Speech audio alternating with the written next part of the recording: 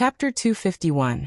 Tai Qingyi and the other girl, who were originally very excited by the righteous words, showed joy and excitement when they heard Yang Qindong say that they were accepted.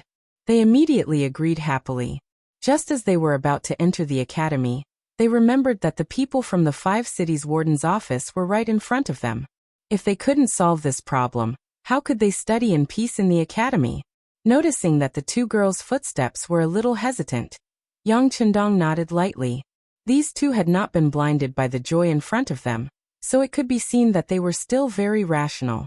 After his good impression of the 2 girls improved a little, Yang Qindong suddenly turned to the soldiers of the 5 cities warden's office 30 steps away and said, "I presume you all know this Duke?" Yes, we greet the Duke of Loyalty and Courage." After being asked by Yang Qindong, these people did not dare to pretend to be deaf and mute. They immediately lowered their heads and said respectfully, "Very good, since you know this Duke, you can go back. If Yu Xiong asks, just say that the 2 of them are students of the Yang Academy. If you want to talk about it, just talk to this Duke. Of course, if you want to catch people, you can catch this Duke first, understand?" The more he spoke, the more serious Yang Qindong's expression became. This seriousness also caused the expressions of the soldiers of the 5 cities warden's office to change greatly. They repeatedly said that they did not dare, and then turned to leave very decisively. What kind of joke was this? If they wanted to catch people, they would first catch Yang Qindong. Even if they had the courage, they would not dare to do this. If they really did it, not to mention whether they could do it or not, when they really returned home, their wives would not let them go. Their consciences would not be able to live with themselves. The soldiers of the 5 cities warden's office left because of Yang Qindong's words. They left so happily without a trace of reluctance. This made all the students very excited after seeing this. This was their dean. He had righteousness in his heart, and was not afraid of any powerful people. They did not know when they would be able to be like this, facing all difficulties with one word, and solving them with one word. A crisis was thus resolved. The 100 students all returned to their positions, and walked towards the Yang Clan Academy. Yang Qindong came to Yang Qindong's side and asked with concern, "Sixth brother, will there be any trouble?" "What kind of trouble? We weren't in the wrong to begin with. It was all that Yu Xiong's fault. It was just a child's mischief. It wasn't a big deal. This time, I really have to thank fourth brother. If you hadn't appeared in time, I'm afraid that things would have gotten out of hand. At that time, it would have been much more troublesome to solve." "Hee, why don't we enter the courtyard and have a drink together?" Yang Qindong chuckled. Hearing that not only was there no mistake, but there was also merit, Yang Yang's high-hanging heart could finally settle down. Good. It's rare for sixth brother to be so considerate. Fourth brother will drink with you. Hee, let me try your delicious food. Yang Yang's heart was clear. Everyone said that all the delicacies in the world were in the immortal abode. Actually, that was not the case. The delicacies of the Yang family manor were the ones that were on a whole new level.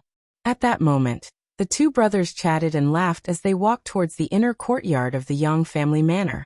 Just as they arrived at the entrance, a beautiful girl blocked their path. "Dong Shuai, I also want to enter the Yang Clan Academy to study." The person who came was Junko. She had just witnessed everything that happened at the entrance of the academy, and heard Yang Qindong's understanding of the word morality. While she was excited, she also believed that the academy must be a very mysterious place. She would definitely be able to learn a lot there. Therefore, she decided to recommend herself and asked to enter the academy as a student. In order to achieve this goal, Junko was prepared to be rejected. She used her seemingly weak body to block in front of Yang Qindong. She looked as if she would not let him pass if he did not agree. In the entire Yang family manor, there were not many people who dared to do this. Other than the few matriarchs, no one else would do this. Otherwise, the consequences would definitely make you regret it for the rest of your life. Junko was a beautiful girl. Perhaps this was her advantage. She used her body to block in front of Yang Qindong. She had no intention of letting him pass. "Cough, sixth brother, I will go in first. I can already smell the wine, ha. Yang Qindong said tactfully. He knew that if he continued to stay here, It would only make things awkward for Yang Chendong. Therefore, he found an excuse and took the lead to walk into the inner courtyard of the Yang family manor. You guys go in too. Yang Chendong looked at Tiger's mane, who was still standing beside him. He only turned his head to the side. At this time, he was not alert at all. Yang Chendong shook his head and said aloud, "Yes, young master." Tiger's mane couldn't wait to leave. After answering, he strode away. At the same time, the first guard, Chiu Vi, and the others followed behind him. Soon, only Yang Chendong and Junko were left. He finally asked, "Why did you decide to study in the Yang Family Academy? Your bodyguard's body is fine. It should be time for you to leave." "No, I'm not leaving." Junko shook her head and said firmly. "Reason?" Yang Chendong's tone was cold as he asked. "Reason?" Junko's beautiful big eyes turned and said, "I admire the culture of the great Ming dynasty. It's that simple to learn the advanced knowledge here. Then after you learn it, go back and spread it to Japan?" Yang Chendong seemed to be very specific. Yes. Junko didn't want to admit it, but she didn't know why. In front of Yang Chendong, she told him the truth. Perhaps she also knew that she couldn't lie to him with her strength. "You're very honest." Yang Chendong first approved of Junko's attitude, but then he said, "But why should I accept you? What's in it for me to take you in?" This. Junko's eyes kept blinking. At this moment, she really wanted to tell Yang Chendong that she was the princess of Japan, but she was worried that once he knew her identity, Yang Chendong would report this matter to the imperial court of the great Ming dynasty. In that case, things would be a little troublesome. This was not what she wanted. If she couldn't use her identity to pressure him, then she could only use money. Junko said, "I can give you a lot of gold and silver. Give me a number." "Oh, a lot of gold and silver.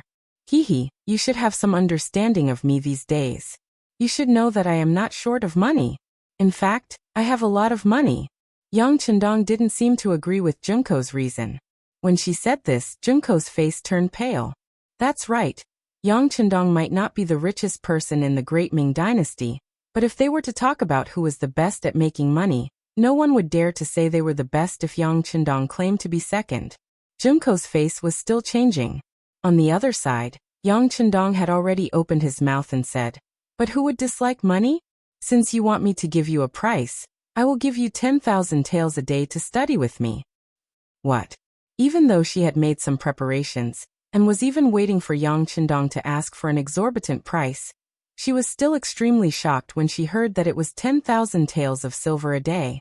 Her cherry lips opened so wide that she could swallow a pigeon egg. Isn't this too much? But you asked me to give you a price." Yang Chendong's face didn't change, but he was laughing in his heart. He seemed to like the feeling of teasing Junko. "I asked you to give me a price, but 10,000 taels a day is still too expensive. I can't afford it." Junko had the support of the Japanese royal family. Naturally, she didn't lack money since she was a child.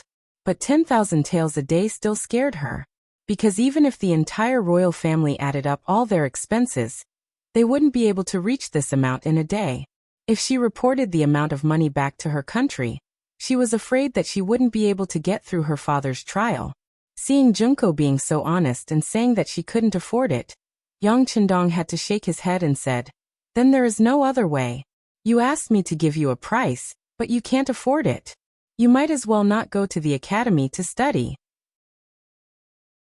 After saying that, Yang Chendong was about to leave, but Junko still stood in front of him, blocking his way. "So 1,000 taels a day, this is already the limit I can pay." As if she had made up her mind, Junko said these words with great effort, and her face was extremely serious.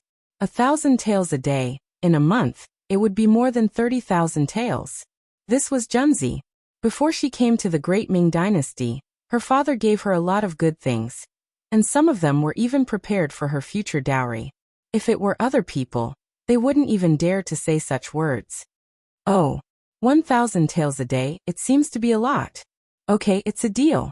But I'll say the ugly words first. As soon as you enter the academy, you have to listen to me. If you can't bear the hardships and take the initiative to withdraw, then don't come looking for trouble. Yang Chendong originally wanted to scare Junko. If he wanted to use this person, even if she didn't pay him a single tael, he would still agree. He just deliberately delayed it. But he didn't expect that there would be an unexpected gain. 1,000 taels a day was naturally nothing for him. But if there was money to be earned, then he would be a fool. No problem, I won't withdraw. I will stick to it. Thank you, Dong Shuai. Finally getting what she wanted, Junko's face was full of joy. She then turned around and walked away happily. She even seemed to be humming a famous Japanese song. Yang Chendong was a capable person, and a very capable one at that. If such a person could be used by the emperor, he would definitely become the most powerful arm. At this moment, if he stayed here, it meant that he had more opportunities to come into contact with Yang Chendong, and the possibility of recruiting him for his own use would naturally increase. Although Yang Chendong was already the loyal duke, and the hope was not great, at least there was hope, right? Chapter 252. The Yamen of the Five Cities Warden's Office. The people who had gone to Yang Chendong's manor had rushed back and clearly explained the intentions of the loyal Duke Yang Chendong. Commander Sun Tong, who was on duty, said to Yu Xiong with a serious expression, "Young Master Yu, you have heard the matter. We are powerless to do anything. Please go back." Yu Xiong's expression was naturally somewhat ugly at this moment. He had thought that his grandfather was the current Minister of Justice, and that no one would dare to not give him face. In the past, he had also done some outrageous things, but in the end, nothing had happened. He had eaten and drank as he should. But today, after meeting Yang Chendong, everything had changed. The Five Cities Warden's office had actually spoken to him in such a state. It was clear that they did not want to interfere. Very good, Commander Sun, right? Your attitude of shirking responsibility is very bad. I will report this to your superior, and I will also tell my grandfather, Yu Xiong said with a fierce expression. He had thought that if he brought up his grandfather, Sun Tong would at least be nervous, if not afraid. But instead he stood there and did not even raise his eyes. On the contrary, he kindly advised him, "Young Master Yu, let me give you a piece of advice. You should first explain this matter to your grandfather before deciding what to do. Otherwise, if you carelessly do something and implicate your entire family, that would be really bad." Sun Tong was only advising him with good intentions. Of course, he did not want to offend the current Minister of Justice. But when Yu Xiong heard these words, his expression changed again and again. He felt that Sun Tong was clearly looking down on him, including his grandfather. He immediately flung his sleeves angrily and left. It could be seen that at this moment, he was very angry. After leaving the Yamen of the Five Cities Warden's office, Yu Xiong looked at the people walking on the street, and swore in his heart that no matter what, he would get back at them today. Wasn't he just a loyal duke who had made some contributions? Although he had a title, which duke, marquis, and count really had great power? In the end, didn't the important officials control everything in the imperial court? Back then, no matter how awe-inspiring Zhang Fu was, in the end, didn't he still have to tuck his tail between his legs and behave himself? This Yang Chendong had become a duke at such a young age. Yet he didn't want to restrain himself. Instead, he wanted to go against him, so he had to let him know how powerful he was. He thought about how he had many friends in the capital, and he was also quite open-minded and had made friends with people from all walks of life. It shouldn't be a problem for him to teach Yang Chendong a lesson. At this moment, Yu Xiong wanted to kill. Although he did not say that he wanted to kill Yang Chendong, he decided to teach him a lesson and let him know who he could not afford to provoke. But he didn't even think about it. How could someone who could reach this position at the age of 20 be so easy to get along with? Was it appropriate to treat such an opponent as an ordinary playboy? Would it work? Yu Xiong quickly left the Five Cities Warden's office and appeared on a bustling street. Here he found a big gangster named Lu San. Black and white had existed in all eras. The only difference was which side was more powerful. Lu San was one of the representatives of black. This man had lived in the capital since he was a child, and because he was ruthless and brave enough to only recognize money and not people, he had managed to carve out a small world for himself, becoming a character in the nearby streets. It was rumored that this man had more than 100 subordinates and more than 1,000 ordinary subordinates. Yu Xiong came and sat face to face with Lu San at the table. A large stack of banknotes issued by the Yang family bank was placed there. The thick stack was more than 20,000 taels. Looking at the money that was enough for him to risk his life for 2 to 3 years, Lu San's eyes were red. He was like a vicious tiger that had seen its prey and could not control himself. Teach a person a lesson and this is all yours. Seeing Lu San's drooling appearance, Yu Xiong was much more confident. Okay, please tell me who it is. Money makes the world go round. At this moment, Lu San had a very good explanation. For money, he could even kill his own parents, not to mention dealing with an outsider. East Marshal Yang Qindong. Yu Xiong said his name. The moment Yu Xiong announced his name, Lu San's face twitched violently. He thought that if a high-ranking young master like Yu Xiong was willing to take out so much money for him, it would not be simple. The person he had to deal with would also not be a nameless pawn. But he did not expect it to be the East Marshal. Even ordinary people knew the name of the East Marshal, not to mention people like Lu San who mingled in the underworld. There was even a period of time when he thought of relying on this loyal duke. But later, he was afraid of losing his freedom and gave up on this idea. Now that Yu Xiong said that he wanted to deal with this person, his expression changed greatly. But when he saw the banknotes on the table, he made a decision. As the saying goes, how can one catch a tiger cub without entering the tiger's den? If he wanted to earn money, he had to take risks, especially for people like him who were in the underworld. Young Master Yu, the East Marshal hides in the Yang clan manor every day. It won't be easy to deal with him. From what I know, even the embroidered uniform guards were unable to gain anything from the Yang clan manor. I'm afraid that you don't have to deal with Yang Qindong. You can deal with the people important to him as well. You just have to teach him a lesson. Yu Xiong had thought about it a long time ago. The success rate of causing trouble for the Yang clan manor was too low. Even 20,000 silver wouldn't be enough. It was better to deal with the people close to him, such as the managers of the Immortal Abode, Realm Beyond Heaven, and the Yang clan bank. Because of their work, they had to appear in the capital every day. It should be easy to cause trouble for them. Alright, it's a deal. Lu San was relieved when he heard that he didn't have to deal with Yang Qindong, but the people close to him as well. If that was the case, there would be too many people to deal with, and the money would be even easier to get. Yu Xiong left. After leaving behind the money, he confidently left. Lu San called over a few of his trusted aides and told them about the deal he had just received. When his trusted aides heard that they wanted to deal with the East Marshal, they became rather nervous. It was clear that they had heard of this man before. But when they heard Lu San say that Yu Xiong was willing to take out 20,000 taels of silver, they immediately threw the danger to the back of their minds. These people were originally people who had their heads on their belts. As long as they were given enough money, other than the current emperor, they would dare to make a move on anyone.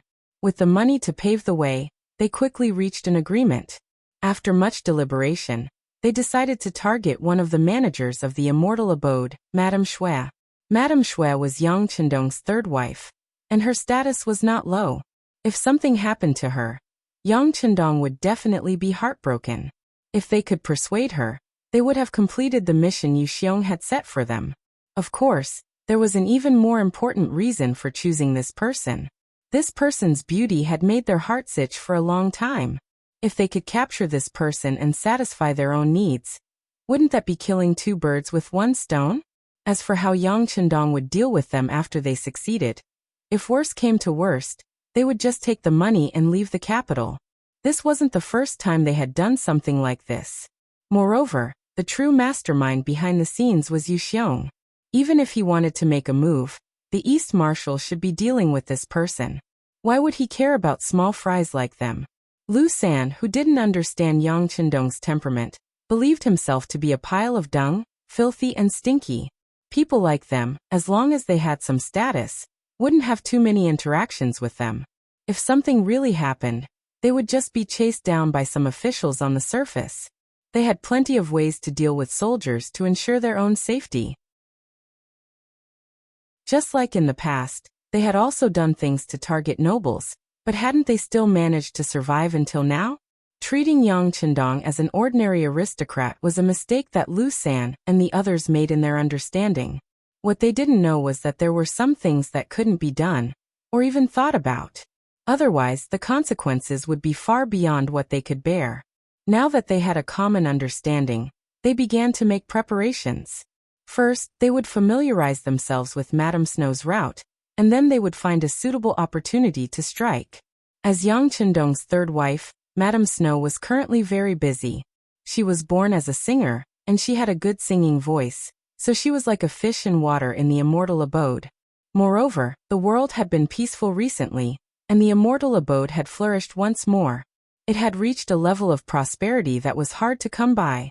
The play she and Madame Xiang had written about the war between the war god and the Walla had become even more popular. This success in her career only made Madame Snow love Yang Qindong even more. She would never forget who had given her all of this.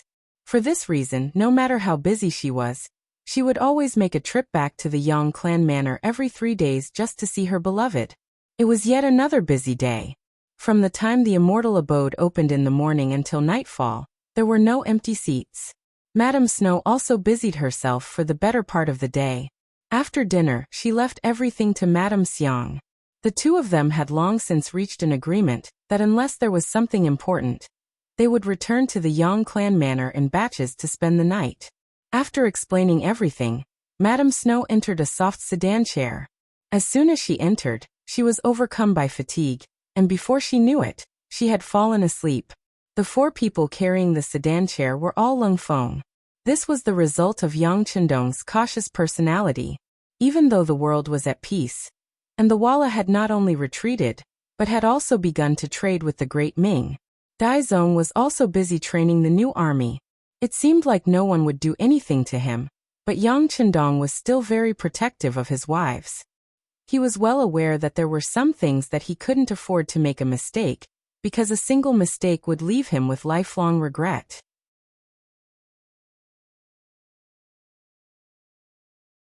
Chapter 253. There were 4 cold-edge soldiers carrying the palanquin, as well as 6 more to the left and right. This was an entire squad of cold-edge soldiers. Unless 40 to 50 enemies suddenly appeared, their safety was guaranteed. Squad Captain Cheng Qian. He was grateful that the 6th young master had entrusted the task of protecting the 3rd madam to him. This was a form of trust. There were many squad captains in the Cold Edge, but he had been given this assignment. How could he not do his best? Cheng Qian even had a feeling that as long as he did his job well, his future would be limitless. He would be able to lead even more soldiers and win even more battles. This was one of his lifelong wishes. The 3rd madam boarded the palanquin. Cheng Qian said, "Rise." The palanquin lifted off the ground, and the squad of 10 left the immortal abode, slowly making their way toward the Yongding Gate. The moment they left the busiest street of the capital, one of the cold-edge soldiers sensed something and whispered to Cheng Qian, "Squad captain, behind us." Cheng Qian raised his right hand slightly. It was just a simple movement, but Cheng Qian used sign language to tell the soldier that he knew that someone was following him. Given the strength of the cold-edge soldiers, they had sensed that they were being watched not long after leaving the immortal abode.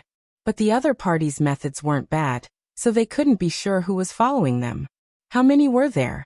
Only then did they carefully observe their surroundings. Now that they were on a slightly quieter street, this feeling only grew stronger. There wasn't much time left until the curfew, so the number of people on the street was dwindling. This made it difficult for the people following them to hide themselves perfectly. Cheng Qian sensed it. When he raised his right hand, he saw that besides the 4 soldiers carrying the palanquin, the other 5 soldiers were silently inspecting their weapons and equipment. Although he didn't know who these people were, they were still in the dark. But for the sake of safety, it was never wrong to make preparations in advance. As the squad captain and commander, Cheng Qian had already taken out the 95 style saber wrapped in cloth and removed the safety pin. He also took out the night vision goggles from his satchel and put them on. Not all cold fronts were equipped with such equipment. However, Cheng Qian's squad was tasked with protecting the 3rd madam. Due to the special nature of their mission, they were able to enjoy such treatment. As a result, they had a pair of extremely bright eyes in the dark, allowing them to see everything around them very clearly. It was precisely because they could see everything clearly that those who were following them in the dark had nowhere to hide. When he noticed that there were 4 or 5 people following him, Cheng Qian's breathing quickened, and his heartbeat quickened. He couldn't tell if he was excited or worried. They were excited because there was a battle to fight. Their hands had been itching for a while. Now that someone had delivered themselves to their doorstep, of course they would go on a killing spree. What he was worried about was that the third madam was in the sedan. If she lost even a strand of hair, he was afraid that it would be his fault. At that time, he would not have the face to face the 6th young master, and all his future would end today. Regardless of whether he was excited or nervous, after taking a few deep breaths, Cheng Qian calmed his racing heartbeat and tried his best to maintain his best condition. At this moment, not only Cheng Qian, but even the soldiers under his command were quickly making adjustments. During a great battle, one's state of mind determined their success or failure. The more relaxed they were, the more they could unleash their strength to their normal level, or even to the extreme. This was proven during their training when they joined the cold front. While Cheng Qian and the 5 soldiers were making preparations before the battle, the 4 cold front members carrying the sedan were also searching for a safe spot. The so-called safe spot was the best place to ensure the third madam's safety. For such a place, it was best to be in a corner. The more hidden it was, the better it was. Generally, a blind spot could reduce the number of points of attack. The best blind spot was when there were 3 walls and only one side would be attacked. Currently, the 4 of them were constantly searching in the dark night. Finally, the 4 of them resonated at the entrance of a large mansion with the word Gao written on it. For such a large and wealthy family, the entrance of the mansion was very sturdy and wide. If they could hide here, the number of points of attack would be very small. After coming to a consensus, the 4 of them began to quicken their pace. Cheng Qian and the other 5 also protected them as they quickly moved toward the Gao mansion's entrance. Their sudden acceleration and abnormal behavior attracted the attention of the people who were secretly following them. This time, in order to hit the target with one strike, more than 20 people in the city were responsible for the follow-up work nearby. More than 30 people were lying in ambush on the only way to the Yang village outside the city. They had found the best place to fight. When there were open mountains all around, they believed that they could catch their target, Madame Snow. Whether it was because they had underestimated the enemy or because they were overconfident, after Lu Sen arranged everything, he took 2 of his trusted subordinates to a brothel and began to have fun. In his opinion, with such a delicate arrangement, Madame Snow would be captured easily. Perhaps it wouldn't be long before this fairy-like woman would appear beside his bed. Because of their carelessness, they did not go to the scene to give orders. When Cheng Qian and the others suddenly changed their behavior, more than 20 people in charge of this part of the city were dumbfounded. They did not understand how the enemy had discovered them. They also did not know what to do next. Should they take action, wait and see, or wait for an opportunity? While these people were still at a loss, Cheng Qian had already made the decision to fight back. He took the initiative to strike first to gain the upper hand. When the sedan came to the stone pillar beside the Gao mansion's entrance, the 4 Lungfeng who carried the sedan quickly took off the 95 style from their backs. Then they stood next to each other in the only blind spot where they could attack. They blocked the sedan as a human shield, just in case Madame Wei San was safe. When the 4 of them had finished all this, Cheng Qian had already given the order to shoot. However, the first shot was not aimed at the enemy, but at the lanterns hanging high in the street. Bang! In such a quiet night, the gunshot was so clear and soul-shaking. With one shot, a lantern hanging high in the sky fell to the ground, making the place dark. Bang bang bang! Gunshots rang out one after another. One after another, lanterns fell from the sky, causing the street that was originally visible to the naked eye to suddenly plunge into darkness. It really made people feel like they could not even see their own fingers in front of them. Under the gunshots, the sparse crowd on the street was immediately agitated.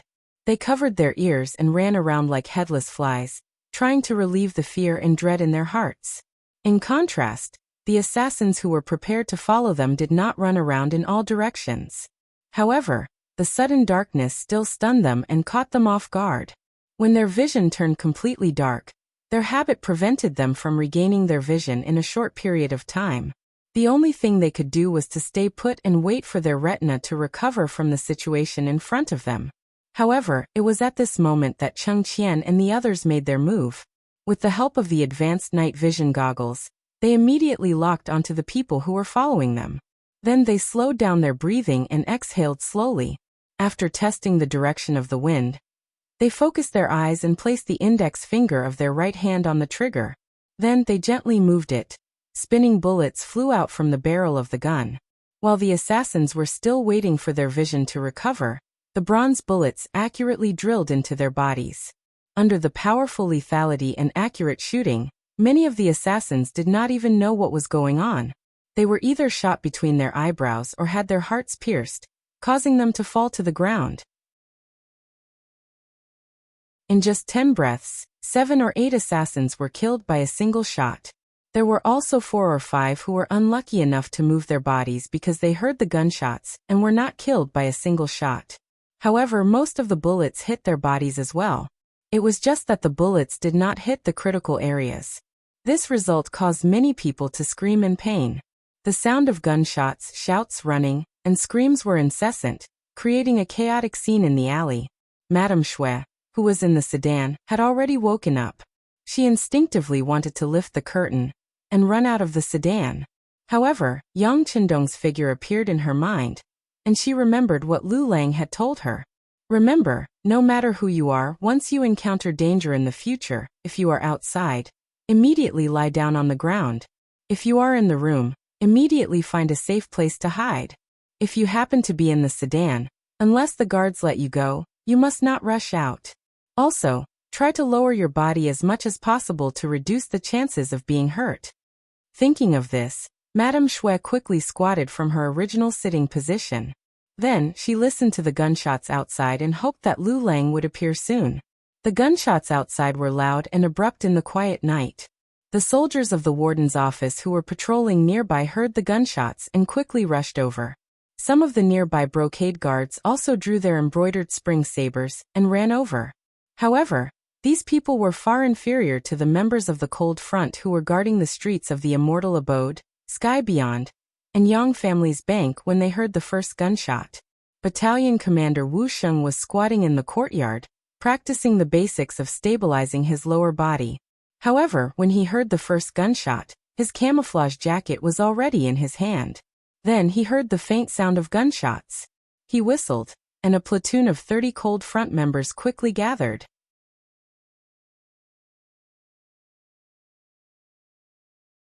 Chapter 254. Platoon 2, follow me. Platoon 1, be on high alert.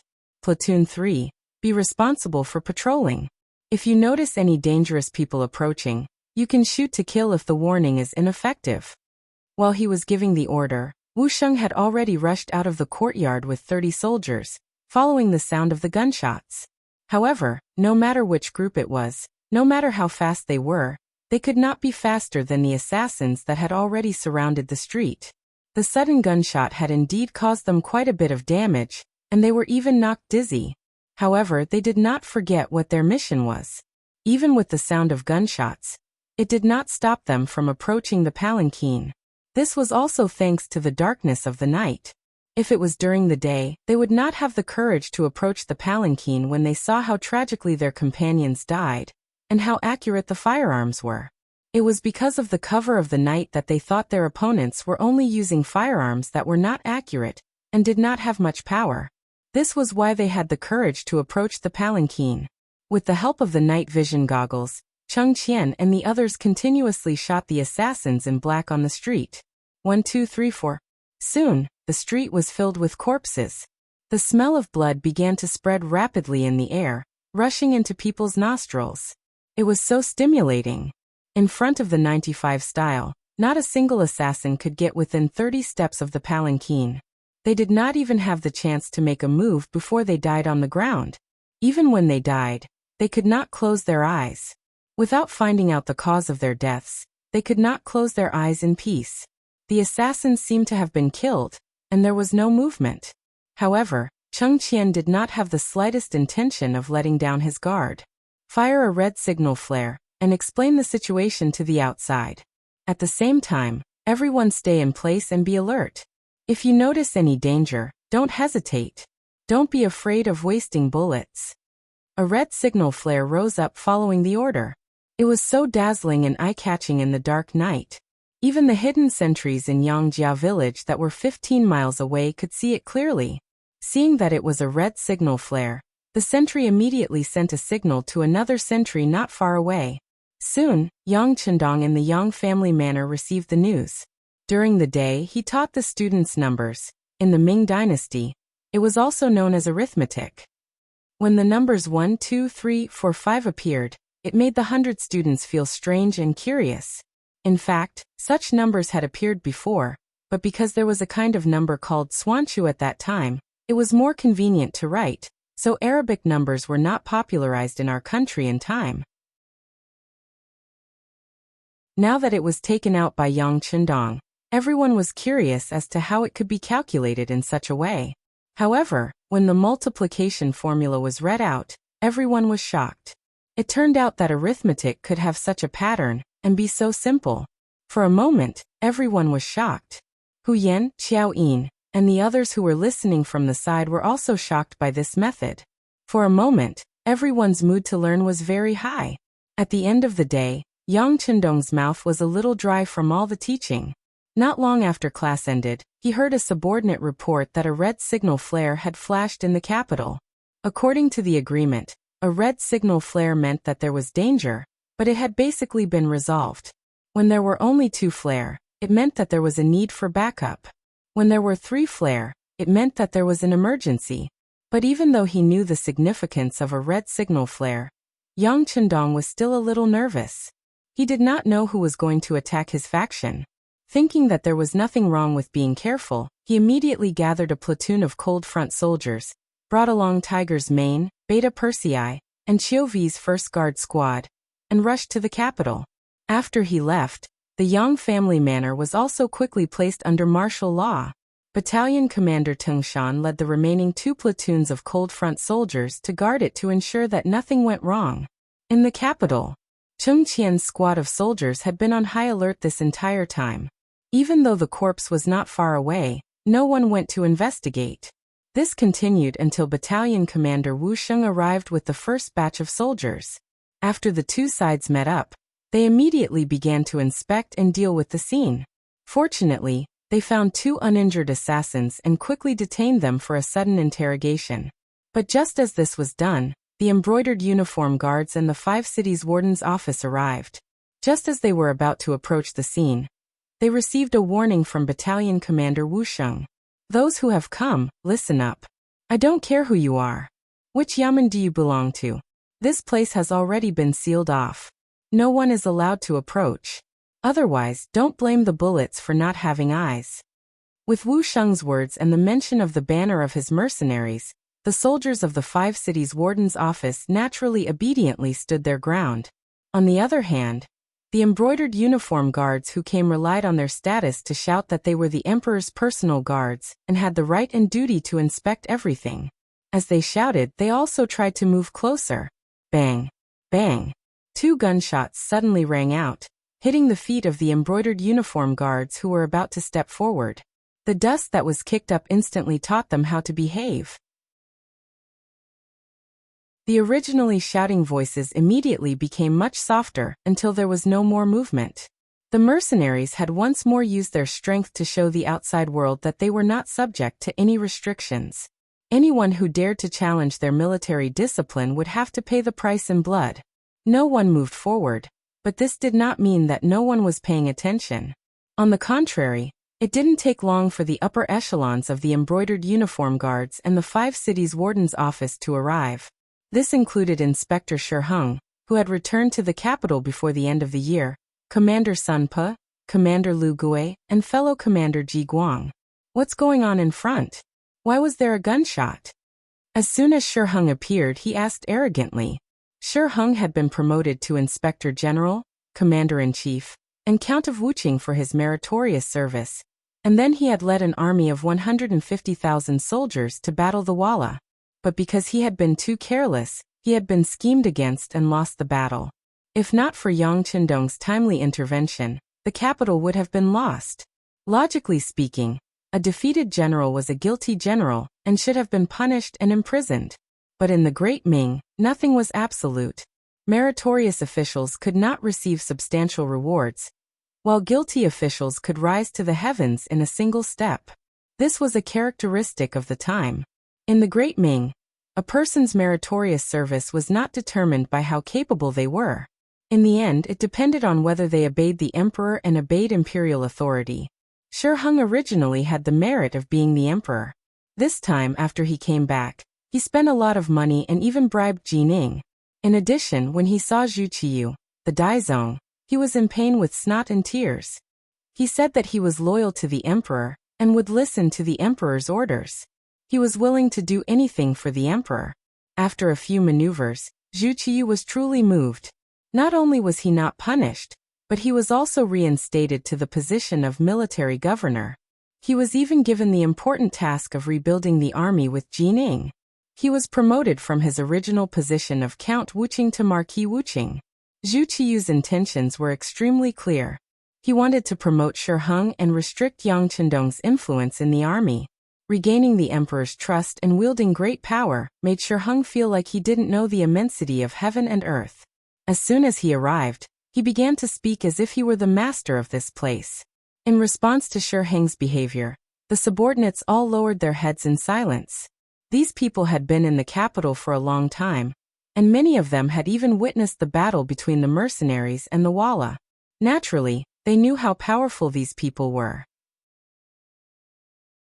It was precisely because they knew that they didn't have the courage to provoke them. Seeing that no one answered his question, Shi Hung's expression turned ugly. "What's the matter? No one answered, right? Very well, after this matter is over, you don't have to work anymore. You'll all be dismissed. Is Sun Tong's command department here? Go and see what's going on." Sun Tong, who was called out, had a bitter expression. He had already known from the soldiers that this was a mercenary army doing something. He had a very clear impression of these people, and of course, he knew that they were not to be trifled with. Therefore, when he heard Shi Hung call out his name, he carefully moved closer to him and muttered, "Sir Inspector, this is a mercenary army doing something. It's not good for us to interfere too much." "What mercenary army doing? It's not good for us to interfere too much. Isn't this the capital of the Great Ming Dynasty? Since you're so cowardly, I think you don't have to work anymore. Forget it, I'll go take a look myself. Men, clear the way. If anyone dares to block my way, arrest them as well." Shi Hung said nonchalantly, treating Sun Tong's good intentions as nothing more than ill intent.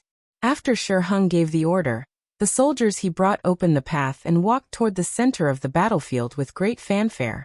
Not far away, LV Gui and Ji Guang saw all this, but neither of them had any intention of reminding them. Since someone wanted to clear the path, they could just let him do it. It was also a good opportunity to see if these mercenaries really dared to provoke anyone and not give face to anyone. Shi Hung, who didn't know what others were thinking and had only heard of the mercenary army's name, walked toward the center of the battlefield under the gazes of the crowd and the lanterns held by several of his trusted aides. On the dark street, several lanterns slowly walked over. This scene was particularly eye-catching, and naturally attracted the attention of Battalion Commander Wu Sheng. "Who are you? Stop. If you continue to walk forward, we won't be polite. This official is the Great Ming Dynasty's inspector, and I have the authority to command the military camp in the capital. Who are you? Why are you making such a big commotion in the middle of the night?" Shi Hung walked forward under the protection of his soldiers and questioned loudly. Based on his experience, it was very easy to intimidate others with this kind of momentum and make the opponent feel afraid.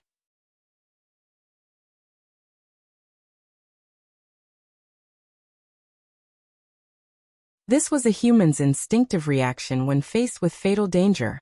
Compared to the reaction of some of the Great Ming soldiers, Cheng Qian also became a little nervous. However, he was more worried about the safety of the third madam than himself. In the eyes of Cheng Qian and the other mercenaries, their lives were already the sixth young masters. Their deaths were not regrettable.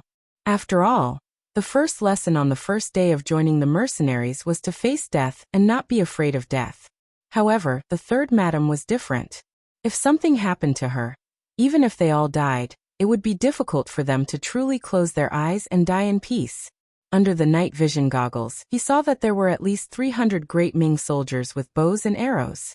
He imagined that when these arrows came from a distance, he and the other mercenaries would not be able to survive. Then, no one would be able to protect the third madam. For the first time, Wuxia lowered his head and said, "The third madam of the Loyal Guild is in the sedan. If she is hurt, have you thought about what the Loyal Guild will do?" Cheng Qian's voice was very loud and seemed to be clearer in the darkness. When it reached the Ming army, the expressions of LV Gui, Ji Guang, Sun Tong, and the others changed drastically. They had all dealt with Yang Chendong and even tried his methods. Although this duke was young, his methods were really terrifying. If they really pushed him to the edge, they were afraid that no one present would be able to get away with it. No one would have a good ending. Among the crowd, Sun Tong's reaction was the fastest. In fact, he had received the most kindness from Yang Chendong. "Admiral, the third madam of the Loyal Guild is also here. It's better not to shoot arrows casually. Once innocent people are hurt, the consequences will be serious." "What consequences will there be?" Shi Heng, who had already shot the arrow on the bow, responded coldly. "Even if the third madam of the Loyal Guild is here, she will be sacrificing herself for the country. I think the Loyal Guild will understand." Shi Heng's meaning was very simple. He wanted to use the excuse of disturbing the Ming army to deal with the mercenaries and destroy their prestige. As for the so-called third madam of the Loyal Guild, they could only blame it on their bad luck. He really wanted to see what the young Yang Chendong would do after such a thing happened. Could it be that he really dared to do anything to him, the great Ming dynasty's admiral? This duke doesn't understand. As soon as Shi Heng's voice fell, another loud voice sounded. Then, countless lights suddenly shot from afar and shone directly on the bodies of the great Ming dynasty's soldiers. Shi Heng, who was hiding among them, had nowhere to hide. At this critical moment, Yang Chendong finally arrived. As soon as he arrived, he heard Shi Heng's words and immediately replied angrily. "Don't call yourself Marquis in front of this duke. When I was a Marquis, you were just a small count." As soon as Shi Heng finished speaking, Yang Chendong's angry voice spread through the entire street. The questioning voice was like thunder, and Shi Heng was naturally furious. However, at this moment, he didn't know how to answer. After all, he was indeed 10% worse than Yang Chendong in terms of title. At this moment, he actually began to hate the acting emperor, Zhu Qiyu. He hated that Zhu Qiyu didn't directly promote him from Count Wuqing to Duke Wuqing. That way, he could confidently talk to Yang Chendong. However, he didn't think about it. Yang Chendong was promoted to duke because Zhu Qiyu had no choice. He really didn't know how to reward Yang Chendong, so he had to do something. And what did he do? What contribution did he make? Shi Heng still had an unconvinced expression on his face. When he was still sulking, Yang Chendong spoke again. "Just now, you said that, so what if they are mercenaries? Then let me ask you, if there were no mercenaries, who would resist the Walla's army? Without the mercenaries, the capital would have already been taken over by someone else. So what right did you have to stand here and make such a fuss? You look down on the mercenaries, but what have you done? Have you lost every battle?" Under the angry questioning, Shi Heng only felt his face burning. He wanted to refute something, but he found that it seemed that he was powerless to say anything. Yang Chendong, after angrily scolding Shi Heng until he couldn't say a word, seemed to be still angry. He followed the strong light and looked at LV Gui, Ji Guang, Sun Tong, and the great Ming soldiers. He asked, "Shi Heng is a defeated general. During the battle to protect the capital, he didn't know where he escaped to. It's normal that he isn't familiar with the situation. But what about you? You all experienced that battle, so how could you not know the power of the mercenaries? Have you thought about it? If they were injured because of this, once the leader of the mercenaries asks, how would I answer? If we don't respond well, the mercenaries will become enemies with the Great Ming. Who can stop them? Ah.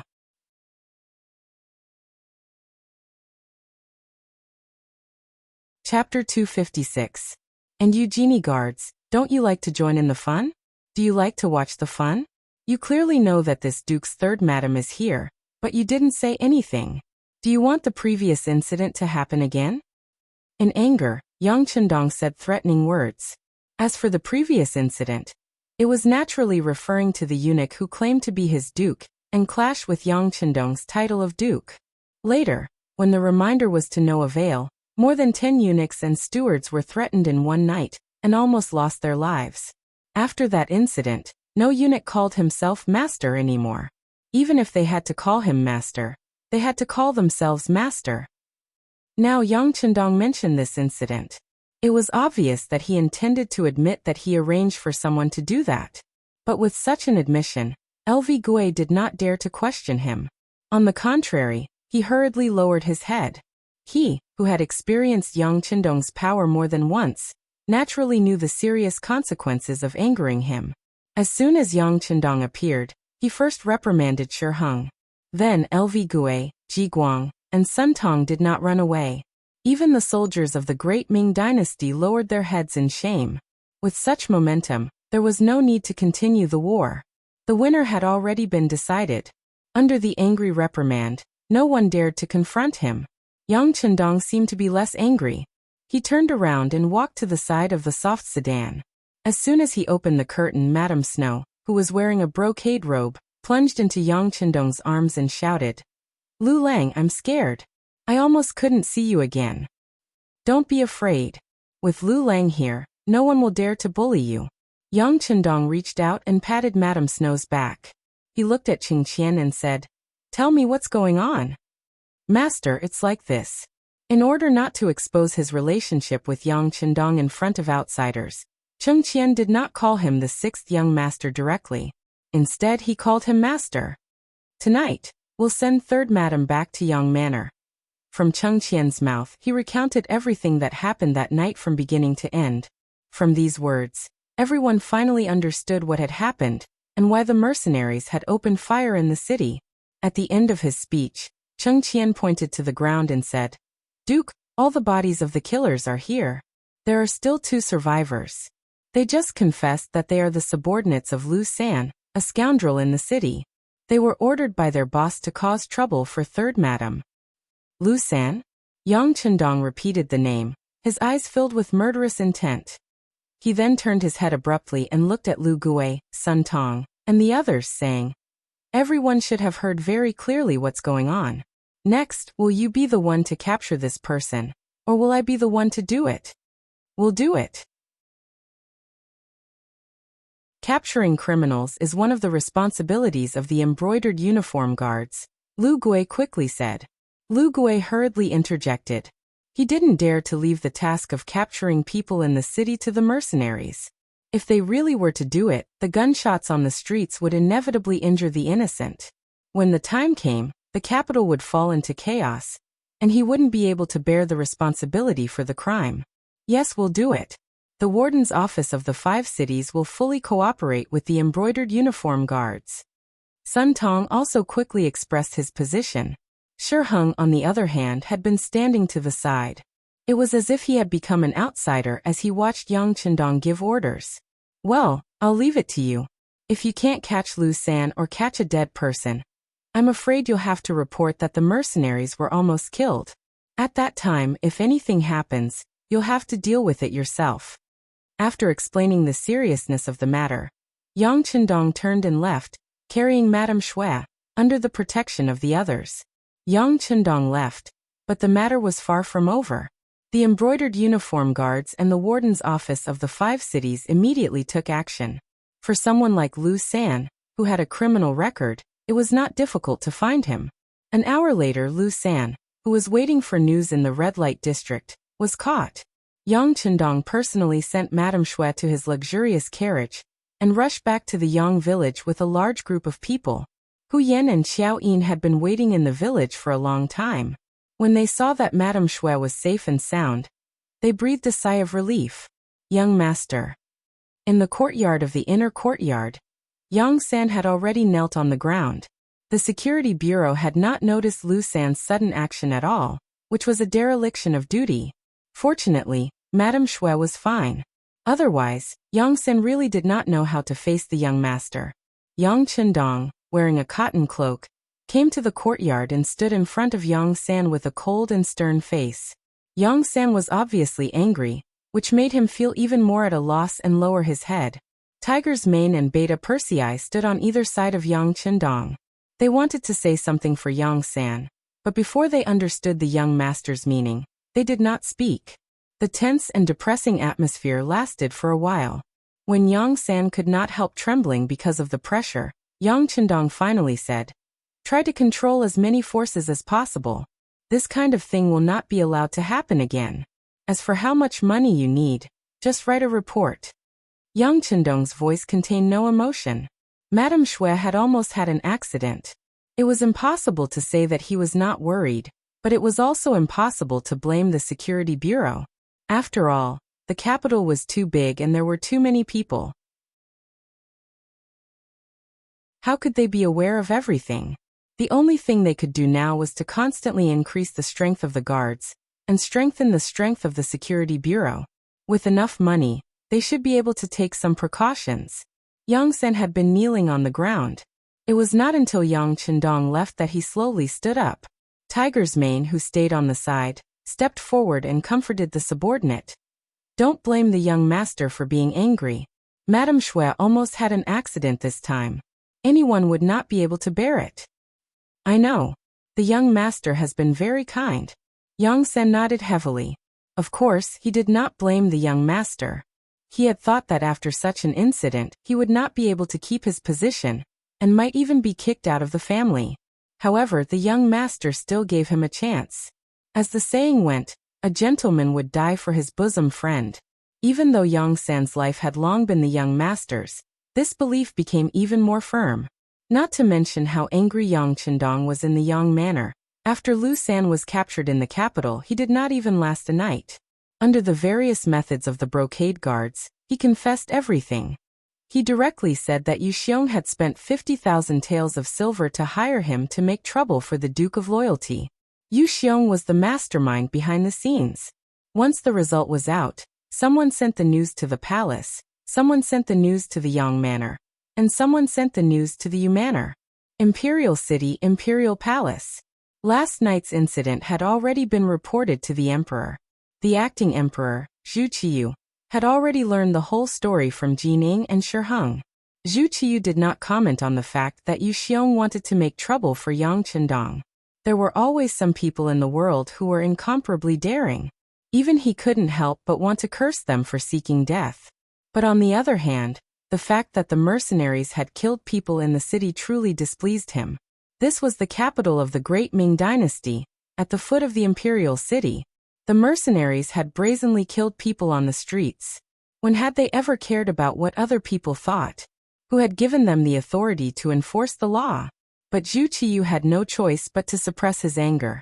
After all, he had long ago known of the strength of the mercenaries. Walla had not been a match for them, so how could he be a match for them now? He was the emperor, the sovereign of the 9 and 5, but in his own territory, there were things that he could not interfere in. He felt incredibly vexed. "Sirs, tell me what you think." Zhu Qiyu's voice was cold, indicating that he was not in a good mood. In fact, he was in a terrible mood. Shi Heng and Jining looked at each other. Then the military commander plopped to the ground and said, "Your Majesty, it is said that the fist is the absolute truth. For the mercenaries to dare to do this, they are clearly looking down on imperial authority. This subject believes that if we want to put an end to this, we must first strengthen ourselves. This subject requests that Your Majesty increase the amount of silver and increase the speed of recruiting soldiers. At the same time, we must equip 3 firearm battalions and 1 artillery battalion. Once we have enough strength, no one will dare to challenge imperial authority or Your Majesty. I second the motion." Jining also knelt on the ground and voiced her support for Jining. As Zhu Qiyu's most trusted subjects, the two of them were well aware of their positions. Only when the emperor's authority was strong enough would their authority be secure. Just as they had said earlier, if the army could be completed sooner, with 3 firearm battalions and 1 artillery battalion, they would have the strength to fight against the mercenaries. When the time came, if they really wanted to attack, once the cannons were fired, the entire place would be razed to the ground. At that time, who would dare to look down on them and the emperor? That's right, my dear subject, you are right. The fist is the absolute truth. How about this? I will immediately increase the amount by 2 million taels of silver to expand the army. Zhu Qiyu nodded repeatedly, looking as if he had been persuaded by Shi Heng's words. Hearing that it was only 2 million taels of silver, Shi Heng was a little unwilling. This amount of silver was enough to build a normal army, but this time, they were building 3 firearm battalions and 1 artillery battalion. That was definitely an act of burning silver. 2 million taels was really not enough. Just as Shi Heng was about to raise his head and say something, he heard Jin Ying's quiet reminder. Lord Shi, don't go too far. Some things need to be discussed at length. As one of Zhu Qiyu's personal attendants, Jin Ying naturally had a deep understanding of this emperor. This emperor was an ambitious person. His courage was no less than Zhu Qijuan's. His mind was flexible and he was open-minded. He treated his subjects well. But there was one thing that was a little too stingy.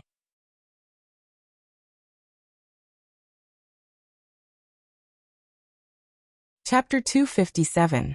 Of course, this also had a lot to do with the fact that the National Treasury had only recently been paying out and not coming in. This time, taking out 2 million at once was already the limit. If Shi Heng made another request, not only would he not increase it, but it was also uncertain if the 2 million would even arrive. Shi Heng, who was about to say that the silver was too little, immediately shut his mouth when he heard Jin Ying's suggestion. He kowtowed to the ground and said, Thank you, Your Majesty. This subject will immediately go and build a new army. I believe that it won't be long before the great Ming's army returns to its former glory. Very good. Hearing Shi Heng's promise, Zhu Qiyu's face finally revealed a trace of a smile. As long as he had a strong army, he wouldn't have to rely on or fear anyone. He could defeat Yingzong and unify the great Ming. He wouldn't have to worry about the expressions of the mercenaries. Just as Zhu Qiyu's face was filled with yearning, the eunuch on duty outside the door walked in and said in a sharp voice, Reporting to Your Majesty, Minister Yu of the Ministry of Justice requests an audience. You sure what? What is he doing here? Hearing this, Zhu Qiyu, who still didn't understand what was going on, was at a loss. However, the head eunuch, Jin Ying, had already whispered, Your Majesty, that Yu Xiong is Minister Yu's grandson. Oh, right. Zhu Qiyu nodded. Then he looked at Jin Ying and Shi Heng and said, My 2 beloved subjects, what do you say about whether we want to see him or not? The 2 important subjects looked at each other and shook their heads. In the end, it was Jin Ying who took the initiative to say, Your Majesty, Yu Xiong is extremely daring. He wants to harm the Duke of Loyalty and Courage. Since this is the case, I'm afraid we won't be able to protect him. That's right. Shi Heng nodded heavily in agreement. Obviously, what happened last night had left a deep impression on Shi Heng. After witnessing the power of advanced firearms, the shadow of death had been shrouding him. If it was not possible, he absolutely did not want to offend this loyal duke, because he did not know what the other party would do in anger. If the other party really wanted to kill him, even if he went back to the emperor to make the decision for him, what meaning and use would it be if the dead could not be brought back to life? Jin Ying and Shi Heng had the same idea. Zhu Qiyu nodded and made her decision. He naturally knew what Yu Shirua meant by coming here at this time. However, he had to pay the price for doing something wrong. What's more, he had offended Yang Qindong. He deserved it. Even with his identity as the emperor, he couldn't say anything. Since he couldn't make the decision for him, it was better not to meet him, so as to avoid hurting the relationship between the ruler and his subjects. Pass down the message. Say that Zhen is not feeling well. If there is anything, say it at the morning court tomorrow. Zhu Qiyu waved his hand at the young eunuch who came to report. He made the decision to not meet him. The young eunuch left. Yu Shirua, who was waiting outside the palace, heard the emperor's words and sighed deeply. Then he shook his head and slowly turned to leave. His grandson was extremely daring. He had actually taken the initiative to find trouble with the loyal duke. After learning of the matter, Wuxia knew that things were not good. His first reaction was to see the emperor and plead for leniency. He thought that no matter what, he was an old official and an important official. The emperor should give him some face. As long as the emperor was willing to mediate, the loyal duke would have to give him some face. However, the emperor did not want to see him. This had already made his attitude clear. Now it seemed that he could only beg the loyal duke himself. However, when he thought about how the other party was still a child who had just grown up, if the news of his status asking to see the other party spread, how would he have any face in the future? Forget it, forget it. It's just a crime of instigating. There is no conclusive evidence and no serious consequences. Based on my position as the Minister of Justice, without conclusive evidence, it won't be so easy to touch Xiong. Minister Yu comforted himself like this and left the palace. He was prepared to use his power to wrestle with the loyal duke. Wuxia was a person who had studied since childhood. He had a photographic memory and could recite with a glance. In the 13th year of Yongle 1415, he became a grand scholar and served as an imperial censor. After Zhu Qiyu ascended the throne, he was promoted to the position of Minister of Justice. He could be considered to be extraordinarily capable. Moreover, when he was young, he was also upright and honest. However, now that he was old, his temperament had changed a lot. In order to achieve his goal, he had also done some things that inverted right and wrong. His personality was hypocritical and polite, and he was no longer as hard-hearted and impartial as when he was young. This time, the matter involved his own grandson. Although he had more than one grandson, how could he casually abandon his own family? As such, he left the palace and headed straight for the Ministry of Justice. The power of a Minister of Justice was not something that others could imagine. Yu Xiong's case involved criminal matters. Naturally, it was not a problem to take him away from the embroidered uniform guard and transfer him to the Ministry of Justice. The embroidered uniform guards were having a headache. Yu Xiong had already been caught. He had been dragged out of his bed early in the morning. Now that he had been caught, how to deal with him and how to interrogate him had become a headache.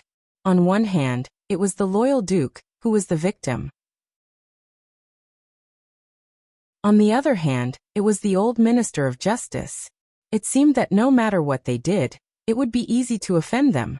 It was at this moment that a document from the Ministry of Justice arrived, requesting that the suspect, Yu Xiong, be sent to the Ministry of Justice for interrogation. Since someone wanted a hot potato, how could the embroidered uniform guard be polite? They immediately sent Yu Xiong out, and had some peace and quiet.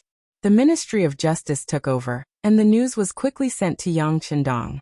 At this moment, the 6th young master was teaching students in the Yang Family Academy, and imparting his new knowledge. Today, Yang Chendong was talking about the effects of gravity. He was teaching everyone that everything could be explained scientifically. Just as the lecture was in full swing and everyone was listening with great interest, Tiger's mane came and whispered something in Yang Chendong's ear. Got it. Yang Chendong nodded, and a faint smile appeared on his face. Then he turned to the 101 students and said, "Today's lesson will end here. Everyone go back and review. If there's anything you don't understand, you can ask me tomorrow. Let's study by ourselves." Under the respectful gazes of all the students, Yang Chendong left the academy. Outside the door, the head of the security bureau, Yang San, was already waiting. What happened? Yang Chendong took a wet towel and wiped his hands as he asked Yang San. "Young master, Yu Xiong was arrested early in the morning. Yu Shiyue went to the palace, but the emperor did not see him. However, after returning to the Ministry of Justice, he ordered people to take his grandson from the embroidered uniform guard to the Ministry of Justice and protect him. Because the people protecting him are all his trusted subordinates, they don't know what happened. However, it can be seen that they have no intention of compromising and are still holding on to hope." Yang San explained everything he knew to Yang Chendong, and then stood respectfully to the side. His job was only to tell the truth. As for the specific decisions, It was up to the young master to make the decision. Oh, haha, this minister you wants to compete with this young master. Young Chendong was not surprised at all. On the contrary, he chuckled. However, the smile quickly disappeared. Did you find the person I asked you to find? The so-called looking for someone referred to how Yu Xiong had forced her husband to write a letter of separation in order to protect himself in a foreign land in order to get a woman. A few days ago, when Yang Chendong met with Yu Xiong, he arranged for the security bureau to search for Yu Xiong. There should be news by now. We found him. According to the young master's orders, he is coming to the capital under the protection of the security bureau. He will probably arrive tomorrow night. Yang Sen said with his chest puffed out. It was already a dereliction of duty that they did not receive any news of the attack on the third madam. Now they could not allow any more mistakes. Not bad. Hearing that the person would arrive tomorrow night, Yang Chendong's face regained its confidence. Inform Assistant Minister Su that this young master wants to see him. The so-called Assistant Minister Su was naturally the right Assistant Minister of the Ministry of Personnel, Su Yozhen. This person had publicly impeached Yang Chendong, but in reality, he was the first person to side with him. It was time for him to come in handy. Su Yozhen was one of the most powerful officials in history. Unfortunately, in his later years, he became an official who was punished. Because of Yang Chendong's appearance, his life was completely changed. At the very beginning, Su Yozhen was merely an imperial censor. When she was a mere 7th grade official, she wasn't valued at all. It was Yang San who suddenly found him and gave him a large sum of money. While improving his life, Yang San also asked him to do some things within his power. After that, his career was smooth sailing. He rose all the way up to the position of a 6th-rank official, then a 4th-rank official of the Taichung Temple, and now a 3rd-rank official of the Ministry of Personnel. It could be said that he was rising up the ranks at an astonishing speed. And all of this was inseparable from Yang Chendong's support and operations. Gradually, Su Yozhen gave birth to an idea. That was, relying on this Duke of Loyalty seemed to be a good thing. At the very least, she could do a few things for him. Not only did she receive an official position, she also received money, and she even had a reputation. Where else could she find such a perfect thing? This was how people were. After receiving benefits, their attitude and understanding of a person would undergo a qualitative change. Was this not the case? When Yang San informed Su Yozhen through the spies of the Security Bureau that the Duke of Loyalty had invited her, he quickly disguised himself and left the capital, arriving at the Yang family manor. Su Yozhen's appearance was extremely secretive. On the way, there were people from the Bureau of Security following him to ensure that he was not followed.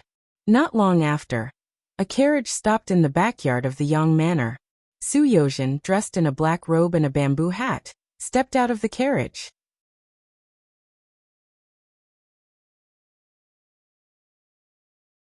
Chapter 258. In a study in the backyard, Yang Chendong sat upright and looked straight ahead, waiting for Su Yozhen to be brought here. As soon as he looked up, he saw the Duke of Loyalty, who was only 20 years old. He didn't know why, but there was a sense of respect in his bones. He immediately clasped his fist and said, Su Yozhen has seen Duke Yang. Haha, Lord Su is not an outsider. Please take a seat. Yang Chendong smiled and pointed at the chair in front of him. He released a wave of pressure with every movement. When it reached Su Yozhen, he obediently sat down on the chair. Looking at this assistant minister in his early 40s, Yang Chendong could even see a trace of ambition and desire for power and money in his eyes. He wasn't afraid of other people's thoughts. He was only afraid that they didn't know what he was thinking. Only when he knew the other party's goal would he be able to cater to the other party's desires and use his abilities to help the other party rise. Lord Su, our time is limited. I've come to ask you something. You should have heard about Yu Xiong's matter, right? What are your thoughts? Yang Chendong went straight to the point. In his opinion, talking about feelings with Su Yozhen was purely superfluous. If you couldn't give enough benefits to such a person, he was afraid that even if you said more words to win her over, she wouldn't acknowledge you after you left the house. It was even possible that she would sell you.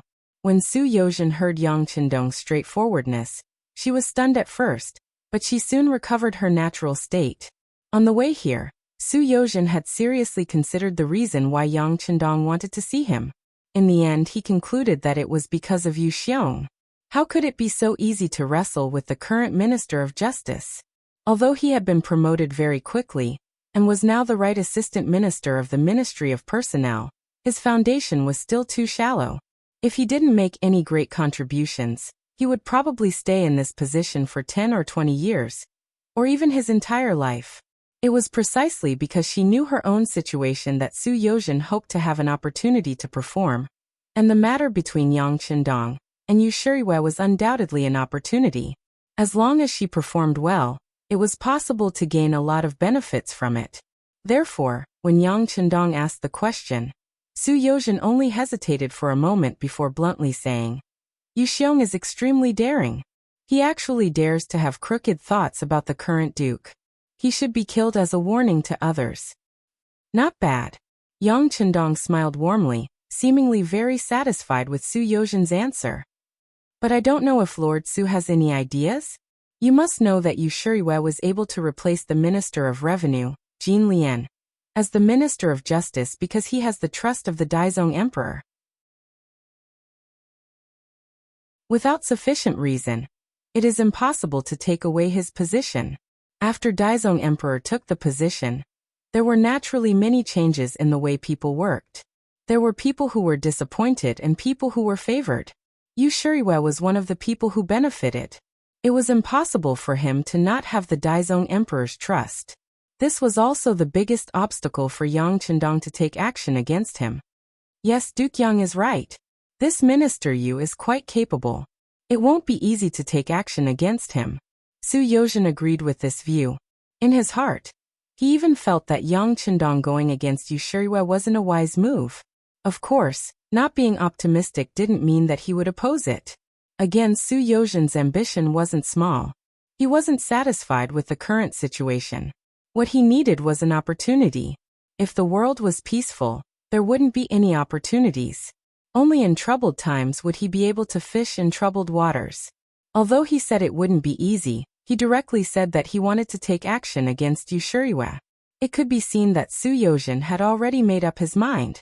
Yang Chendong, who saw all of this, immediately understood the other's thoughts. He chuckled and said, "It may not be easy to take action against him, but if you disgust him and shake his authority, it is possible for Lord Su to take half a step forward." When he heard that he could take half a step forward, Su Yozhen's eyes immediately lit up. His voice trembled as he said, "What is Duke Yang's opinion?" "It can't be called an opinion. It's nothing more than the truth," Yang Chendong said with a smile, and pushed a stack of papers in front of Su Yozhen. "Lord Su can take a look. These are all evidence of Yu Shuriwei's corruption and perversion of the law." The thick stack of papers recorded all the mistakes Fu Shuriwei had made when he was an official. The earliest one was recorded 10 years ago. Looking at this, Su Yozhen's forehead couldn't help but break out in a cold sweat. Who was this Duke of Loyalty and Courage? How could he find out so many things? Yu Xiong's matter had only just happened, but he had already made sufficient preparations. It was obvious that this wasn't done in a day. It was very likely that this was prepared long ago. In other words, this Duke of Loyalty should have some understanding of each of the ministers, and should have investigated the past of all of them. Didn't that mean that some of his weaknesses were in this person's hands? At this moment, Su Yozhen suddenly felt a sense of fear towards Yang Chendong. His current achievements were all due to this person. If one day he offended him, he was afraid that he would lose everything at any time. These papers allowed Su Yozhen to see how terrifying Yang Chendong was. When he spoke, he was naturally a lot more cautious. "Yes, Duke Yang. With these things, it is enough to make Yu Shangshu uncomfortable. But still, he was promoted not long ago and has the trust of Emperor Daizong. If you want to take action against him, I'm afraid." Without waiting for Su Yozhen to finish, Yang Chendong said, "Isn't Lord Su also deeply trusted by the Emperor? Furthermore, we are only trying to sway him, not take him down. If we do well, I believe that Lord Su will have no problem becoming the left assistant minister from the Ministry of Personnel to the Ministry of Justice." Assisith. Su Yozhen sucked in a breath of cold air when he heard this, and his expression became much more nervous. Right now he was the right assistant minister of the Ministry of Personnel. Even though his official position was the same as the left assistant minister, He Yuan, he was still half a step behind. For example, if the current Minister of Personnel, Wang Ji, stepped down, logically speaking, He Yuan would take over his position and not Su Yozhen. This was the direct difference between the right assistant minister and the right assistant minister. In other words, even though the position of the left assistant minister was still a rank 3 official, in reality, he had the possibility of taking a step forward and becoming a minister. It was no wonder that he was so excited when he heard this. Is this possible? Su Yozhen asked with a trace of uncertainty. However, his eyes were fixed on Yang Qindong, as though he was afraid that he would say the word impossible. Why is it impossible? With a smile on his face, Yang Qindong took out a piece of paper and handed it to Su Yozhen.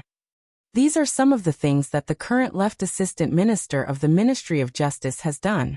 It shouldn't be difficult to take him down based on this.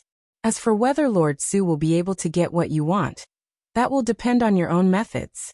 You should know that if I were to step in, it would only produce the opposite effect. Of course, I will not do nothing. Here are 1,000,000 taels of silver notes. You can exchange them at the Yang family's bank anytime. This can be considered as a congratulatory gift for Lord Su's promotion to the left assistant minister of the Ministry of Justice. A stack of silver notes was pushed in front of Su Yozhen just like that, along with 2 thick pieces of evidence. For Su Yozhen to be able to become a powerful official in history, his abilities were not to be doubted. As long as someone like him was given a chance to display his abilities, he would definitely soar to the top.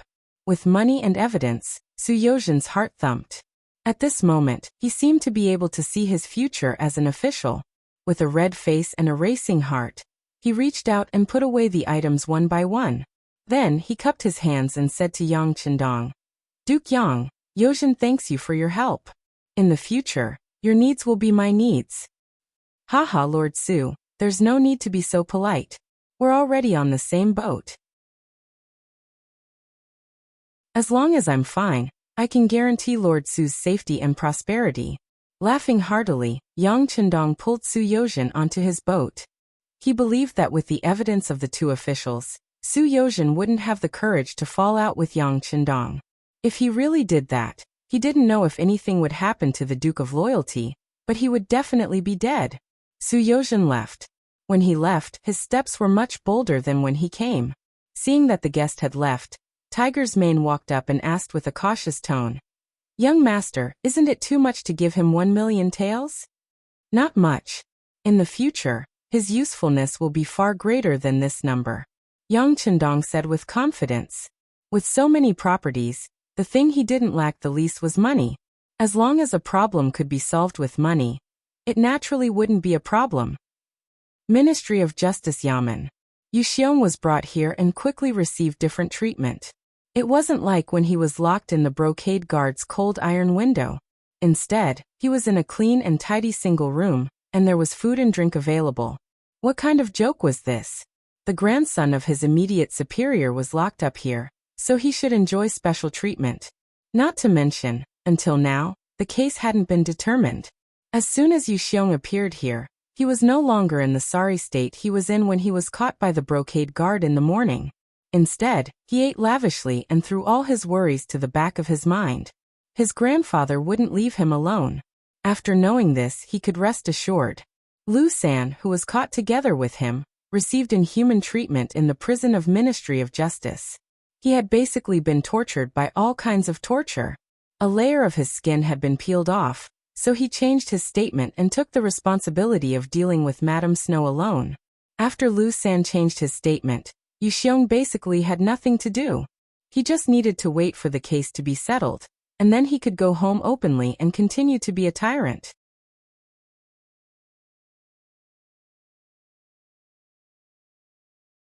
Chapter 259. Yu Shiyue had changed his usual position, and was now the head of the Ministry of Justice. His intention to protect his grandson was very obvious. The reason he did this was not only because he loved his grandson, but more importantly, he had heard some news from the palace. It was said that someone did not like the Duke of Loyalty and wanted to teach him a lesson. It was this news that gave Wuxia confidence. He also wanted to take the opportunity to show off in front of that person that he was not afraid of the Duke of Loyalty. On the contrary, he dared to go against him. By doing this, he could make that person satisfied and think highly of him. He could also gain the reputation of not fearing power and protect his grandson's safety. By killing 3 birds with 1 stone, Wuxia's determination was clearly felt by every official of the Ministry of Justice. Lu Sen had changed his testimony. Everything had gone smoothly. From the beginning of the matter until now, the Duke of Loyalty had not intervened or done anything. This instinctively gave Wuxia a thought. The Duke of Loyalty was afraid. He was not as powerful as people said he was. At this moment, a large net was falling over Wuxia's head. It was a pity that he did not know about it, and was still feeling complacent about the results in front of him. In an outer courtyard not far from the palace, Su Yozhen was standing respectfully in a room as warm as spring. He seemed to be looking straight ahead, but from the corner of his eyes he would inadvertently fall on the chief eunuch, Jining, who was sitting opposite him with a serious expression. Speaking of the relationship between Su Yozhen and Yang Qindong, not many people knew about it. On the contrary, based on some of their past, everyone thought that they should be enemies. Just like the initial impeachment, that was the use of swords and spears. Even the recommendation later was interpreted by others as him trying to use flattery to deal with Yang Qindong. It was only because his luck was too good that it was resolved. It was because of these past events that Su Yozhen was able to walk the path of Jining and not be suspected by others. Not only that, but because he knew the way of an official and often gave gifts to Jining, he had become one of his trusted aides. With this relationship, it was not difficult for Su Yozhen to see Jining. What's more, when he came this time, he even brought some extremely confidential documents with him. From the moment he gave it to Jining, her expression had been very solemn. Almost an hour had passed, but Jinying's furrowed brows showed no signs of relaxing. After about half a cup of tea's time, Jining let out a long sigh and put down the manuscript. She looked up at Su Yozhen, who was standing there respectfully, and asked, "Where did these things come from?" "A merchant paid a high price for it." You also know that in this world, as long as there is money, there are few things that cannot be done. Su Yozhen's face was full of respect, and she spoke very carefully. "Merchant?" Jining didn't understand at first, but then she nodded. "That's right. The Duke of Loyalty isn't completely loyal. As long as you give him enough money, it's possible to get some of his secrets. But what does he want to do with these things?" Jining held the documents that recorded all the mistakes that Wuxia had made since he became an official. She knew very well that if these were made public, this Minister of Justice's career would be over. How could a person with so many problems be in charge of a country's criminal justice? Wouldn't this be like saying that a thief needs to be interrogated? Wouldn't he be laughed at by others? It must be because of Wuxia. After all, as the mastermind behind the scenes, he almost hurt the third madam of the Duke of Loyalty. With his personality, it would be strange if he didn't retaliate. Su Yozhen spoke as if she was guessing, but in reality, this guess was already a kind of reality. But even if Wuxia did something wrong, he shouldn't implicate the innocent. After all, Minister Yu is someone that the emperor just used. If something happens to him, it will affect the emperor's reputation. Jining said somewhat angrily. Before she could finish her sentence, Su Yozhen interrupted. "That's true. But eunuch Jin also knows that Wuxia is currently in the Ministry of Justice's prison. I've heard that he's doing quite well. So why is he being treated like this? Presumably, if the root of the problem is not solved, this matter will not be solved. In other words, Minister Yu is someone that cannot be avoided. You can't avoid him and you can't act rashly," Jining said in an unquestionable tone. As the emperor's trusted aide and the head eunuch, Jining could not have everything she had now without the emperor's support. Thus, he would not allow anything that would damage the emperor's authority to happen. It was no wonder that he was so angry. Su Yozhen understood this very well. Fortunately, he had already discussed the countermeasures with Yang Qindong. Seeing that Jining was angry and that everything was going according to plan, Su Yozhen took half a step forward. Eunuch Jin, you know the Duke of Loyalty's personality. He is someone who will seek revenge for the smallest grievance. I'm afraid that he is only thinking about how to overthrow Minister Yu and then punish Yu Xiong. As for the consequences, I'm afraid that he won't think too much about it. How could Jining not know such a big truth? However, he still said the same thing. He would not allow anyone to challenge the emperor's authority. Thus, if such a thing was going to happen, he had to stop it. Speak. Presumably, since you were able to come here and spend such a high price to obtain such a thing, you must have your own way. Tell me. Jining was very angry, but there was nothing he could do. After all, Yang Qindong's existence in the imperial court was above all else. He was also the only one who might not care about the emperor's orders. Although this matter had not been confirmed, Jining did not want to try, because once something was done, there was no possibility of going back on it. Since he did not have the ability to deal with Yang Qindong, he could only start from other places. Thus, he placed his hopes on Su Yozhen. As expected, Jining had asked him for a plan. Su Yozhen knew that the other party was going to compromise. This was also the most important part of his discussion with Yang Qindong. They were betting that Jining valued the protection of the emperor's authority. As long as the other party had this intention, the following matters would be easy to handle. On the other hand, if Jining was indecisive about protecting the emperor's authority and protecting Yu Shirue, then it would be difficult to handle. Did he really have to announce the evidence that Yang Qindong had gathered to the public? If that was the case, he could overthrow the other party, but the effect would not be very good. In order to protect themselves, everyone would inevitably think that Yang Qindong's actions were too extreme. It was even possible that they would band together to oppose him.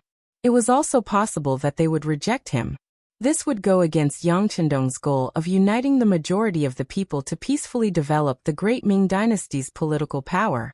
Thus, Yu Shirue's matter could only be secretly resolved internally. It was not appropriate to bring it out for a public confrontation. Otherwise, it would only result in a lose-lose situation. Since Jining had asked, Su Yozhen also told him the solution according to the plan. Eunuch Jin, in fact, the Duke of Loyalty and Courage has gathered this evidence because he wants to punish the mastermind, Yu Xiong. As long as we can satisfy him, it is possible to turn this matter into a small one. Not only can we protect Minister Yu's position, but we can also bring glory to everyone. Hearing that Su Yozhen had a solution, Jin Ying's expression relaxed. Lord Su, this eunuch is willing to listen to your wise opinion. It's like this. Su Yozhen then revealed the entire plan. If we don't want to announce these things to the public, Minister Yu will have to make concessions. As for Yu Xiong, he will have to be sacrificed. Otherwise, the Duke of Loyalty and Courage will not give up. This matter requires Eunuch Jin to personally discuss. As long as you appear, even if Minister Yu is extremely unwilling, he will have to give in. In order to protect Minister Yu's authority, we can even find a scapegoat, such as the left assistant minister of the Ministry of Justice. We can push all the blame to him. We can say that he made the decision to protect Yu Xiong without Minister Yu's permission. In this way, there will be no need to worry about self-preservation. Wouldn't it be better to have a reputation for being fair and honest? As for the Duke of Loyalty and Courage, I will go to the Hu mansion to look for Lord Hu. As his father-in-law, the Duke of Loyalty and Courage will definitely give me face. Think about it. Third Madam was the one who almost got hurt. Now that the father of the legal wife has appeared, if he still doesn't give up, he will have offended the legal wife because of Third Madam. I think the wise Duke of Loyalty and Courage will know how to choose. Jining nodded repeatedly. Su Yozhen's suggestion was indeed feasible. It could protect the emperor's authority and protect Yu Shirue's high position. It could be considered an explanation to both sides. However, he was still somewhat suspicious of Hu Zhongning's appearance. Lord Su, are you sure that procurator who will speak up for us? There's nothing impossible in this world. For example, the current brocade guard is still lacking an official. If we can promote him by one rank, this won't be a problem. Su Yozhen chuckled sinisterly. as if everything was as clear as day. Oh haha, not bad, not bad. Jining laughed loudly when he heard this.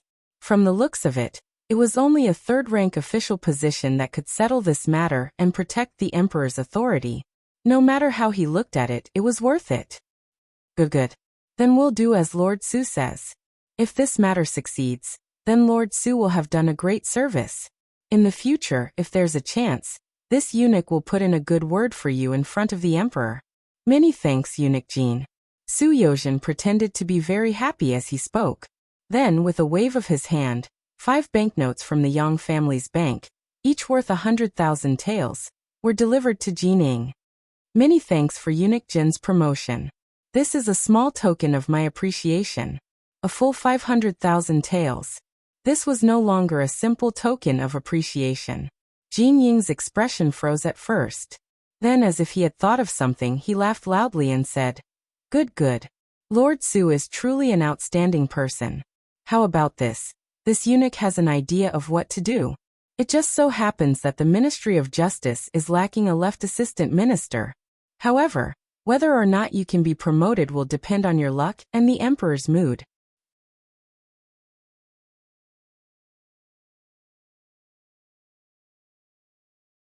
Chapter 260. Yes. I'll have to trouble Eunuch Jin to help me with everything. Yozhen will remember this. Su Yozhen appeared to be overwhelmed by the favor, but her heart was already blooming with joy. He knew that if Jining could directly request for a position, it meant that the matter was at least 70% complete. Acting as a middleman and paying 500,000 taels of silver to obtain the position of left assistant minister of the Ministry of Justice was originally planned by Yang Qindong. It was also a part of his plan. He even had to do this. Even if he couldn't obtain the position, he still had to state his request. Otherwise, why would a person meddle in other people's business? If there were no benefits at all, his original intentions would be suspected by others. On the contrary, if he had a request, his motive would be much simpler. At the very least, no one would suspect that there was something fishy between Su Yozhen and Yang Qindong. In short, it was just one sentence to express his request. It would be best if he succeeded, but if he didn't, he would be cleared of suspicion. Wouldn't that be the best of both worlds? Now, it seemed that things were developing in the best direction. After the discussion, the two of them quickly began to carry out their plan. First, Jining appeared in the prison of the Ministry of Justice. Then, Su Yozhen paid a visit to the Hu residence. After the attack on the third madam of the Duke of Loyalty and Courage, their actions were quickly noticed by people with ulterior motives.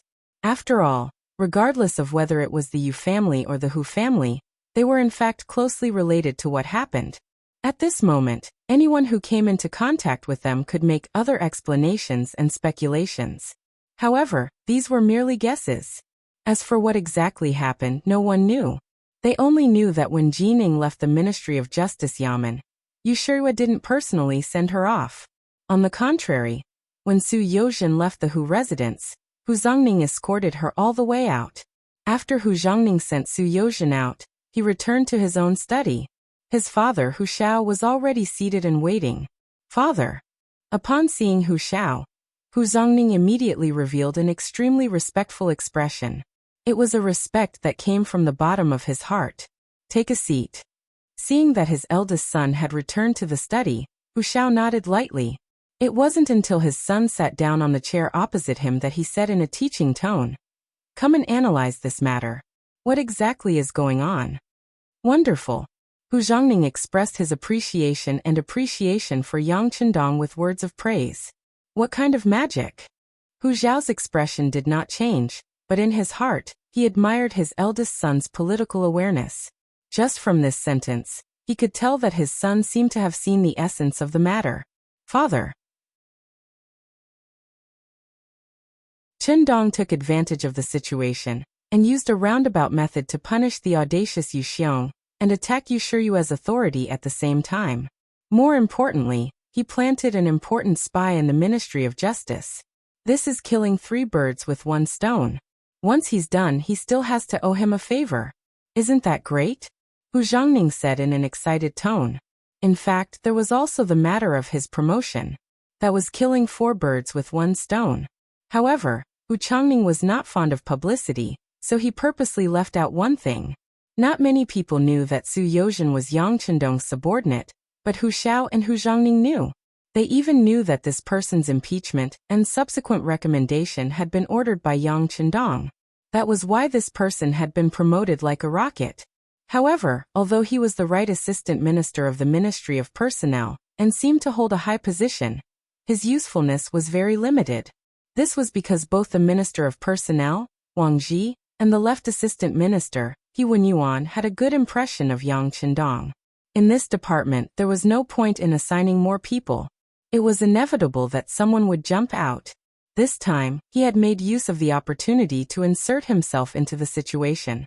The promotion of the right assistant minister of the Ministry of Personnel to the left assistant minister of the Ministry of Justice meant that Yang Chendong had an important spy in the Ministry of Justice. With time, it would not be difficult for him to nurture a trusted subordinate.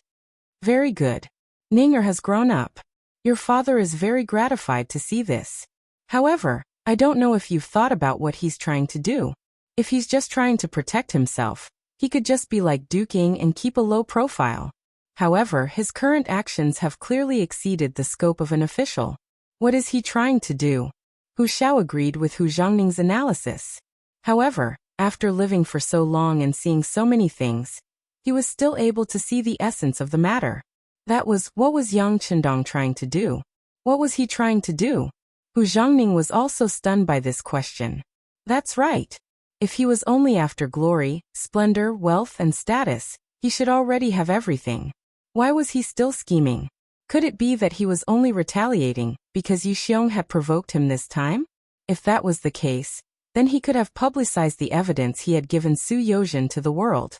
That way, he would be able to vent his anger and take revenge. However, he had not done so. Instead, he had used this opportunity to allow Hu Zhangning and Su Yozhen to advance. This action was rather thought-provoking. Let's not talk about what Hu Xiao and Hu Zhangning had said behind closed doors. On the morning of the second day after Ji Ning and Su Yozhen made their move, a person had come to the entrance of the Ministry of Justice to complain. He had repeatedly accused Yu Xiong, saying that Yu Xiong had stolen his wife and forced him to leave his hometown. At the same time, he had also provided a confession. The details on the confession were very detailed. There were all the necessary witnesses and material evidence. It was an ironclad case. There were many citizens of the capital accompanying the person who had filed the complaint. There were many onlookers. In an instant, the matter had become a hot topic. Even if the Ministry of Justice wanted to suppress it, they could not do so. With this new case, the treatment of Yu Xiong, who had still been abusing his power in prison, immediately changed. He was moved from a single cell to an ordinary cell. Not only were there many prisoners there, but the smell was also very unpleasant. Faced with such an environment, Yu Xiong was naturally puzzled. He shouted out his identity. "My grandfather is the Minister of Justice. How dare you treat me like this?" It would have been better if he had not said this. As soon as he said this, the prisoners in his cell looked at him with even more ferocious gazes. Some of these people had been wronged and had not been able to find an outlet to vent their anger. Yu Xiong's shout was equivalent to giving them a chance to vent. How could they let go of this opportunity? They would first give him a good beating. In just 3 days, the dust had settled on Yu Xiong's case. Even Yang Chendong had not expected that Yu Xiong would confess many things that no one knew about when he was being tortured by the Ministry of Justice. Among them, there were 3 women who had died at his hands. Because he had done it secretly and had thrown their bodies into the river after the incident, they had sunk to the bottom of the river, so that no one knew about it. Now, the spineless Yu Xiong saw that no one was shielding him. Unable to bear the punishment, he had confessed everything. Originally, he had thought that the punishment would not be heavy enough to sentence Yu Xiong to death. He had even needed Lung Feng to secretly take action. But now, with these 3 lives, the newly appointed left assistant minister of the Ministry of Justice, Su Yozhen, immediately sentenced them to death. Once this matter was out, the people of the capital all clapped and cheered. While they rejoiced at the end of the evil tyrant's life, they also sighed at Minister Yu Shiyue's impartiality and Lord Su Yozhen's righteousness in punishing evil. Yu Xiong was dead. He had died on the execution ground. However, Yang Chendong had already thrown this matter to the back of his mind. In his eyes, Yu Xiong was just an ant. Killing him was not enough to make him feel any pride. However, with this person's death, it was likely that other people who wanted to harm him would have to think twice before acting. They would have to think about how tough their necks were, and whether they would be able to escape death after making a move. Yu Xiong's matter was just a small interlude. He was the kind of person who sought his own death. Yang Chendong's current focus was on the Yang Family Academy and the construction of the Great Ming's new army. After receiving the 2 million taels of silver, Shi Heng and Jining each embezzled 300,000 taels of silver. After adding in the demands of the various officials, they only had 1 million taels of silver. However, this 1 million taels of silver was enough for them to build a standing army of 150,000 people, 3 firearm battalions of 15,000 people, and an artillery battalion of 2,000 people. 1 million taels of silver was enough to accomplish these things. It was all thanks to the Ming dynasty's military household system. As the saying went, once a person entered a military household, they would be a military household for generations to come. In other words, once a person was recognized as a soldier, their sons could only be soldiers and their daughters could only marry soldiers. It was also this measure that ensured that the number of soldiers in the Great Ming dynasty's army was always maintained at a very high level. There were articles that recorded that during the Great Ming dynasty, the standing army in the country was always more than 1.5 million people. Among them, the military household system played an important role. Looking at the information sent to him by the Security Bureau, Yang Chendong knew that the road ahead was full of thorns. Disregarding everything else, just the large number of soldiers was not easy to deal with. They were all Han people, and they were all from the same ancestor. Could he bear to kill all of them? Not to mention, he did not have the ability to do so right now. Yang Chendong wanted the Great Ming dynasty to become the center of the world, and the Great Ming dynasty's civilization to become the ancestor of human civilization. In the future, no matter where a Han person went, they would be respected and looked up to by others. This would require the support of countless people, and they would definitely not allow a major event like internal strife to happen. However, there were some things that did not depend on one's own will. When someone hated you and wanted to kill you, it was not something that could be resolved just by giving them some benefits. After pondering for a moment, Yang Chendong gave a secret order to his most trusted subordinate, Tiger's man. Let's do this. Find a merchant to find Yang Guang. No matter what, the position of general of the artillery battalion must be taken by him. Don't be stingy with money. This is very important for our safety. If a person wanted to accomplish great things, help others, and bring everyone to power, they had to meet one condition, and that was absolute safety. Looking at the new army of the Great Ming dynasty, regardless of whether it was ordinary soldiers or elite firearms battalion, Yang Chendong did not care about them at all. With the large warehouse that could be entered at any time, if they provoked him, he could casually take out some new weapons and deal with them without a problem. However, the artillery battalion was annoying.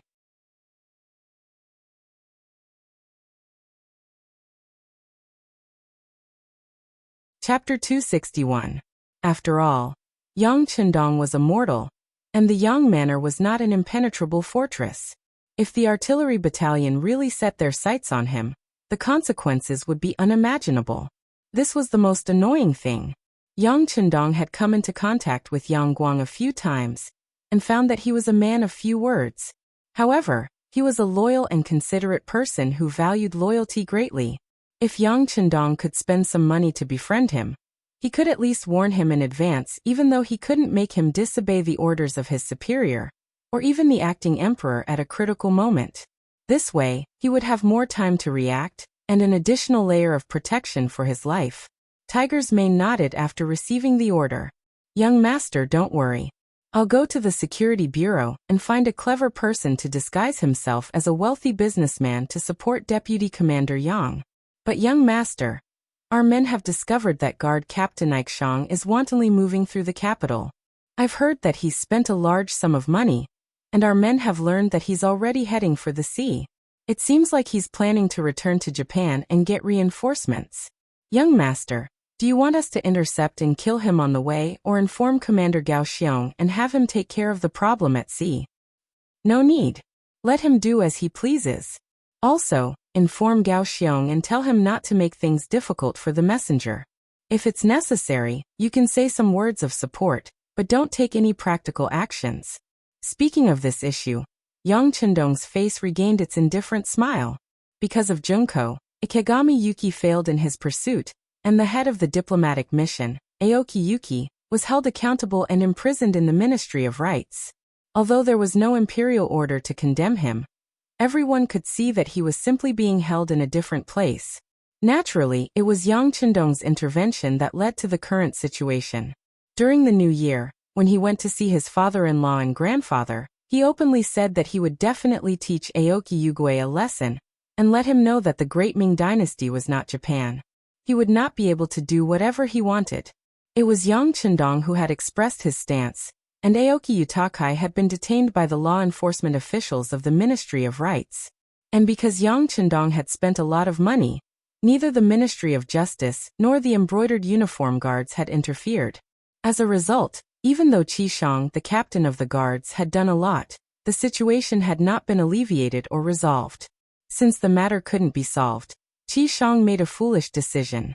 He reported the matter to his country, and asked his country to step forward and pressure the Great Ming Dynasty.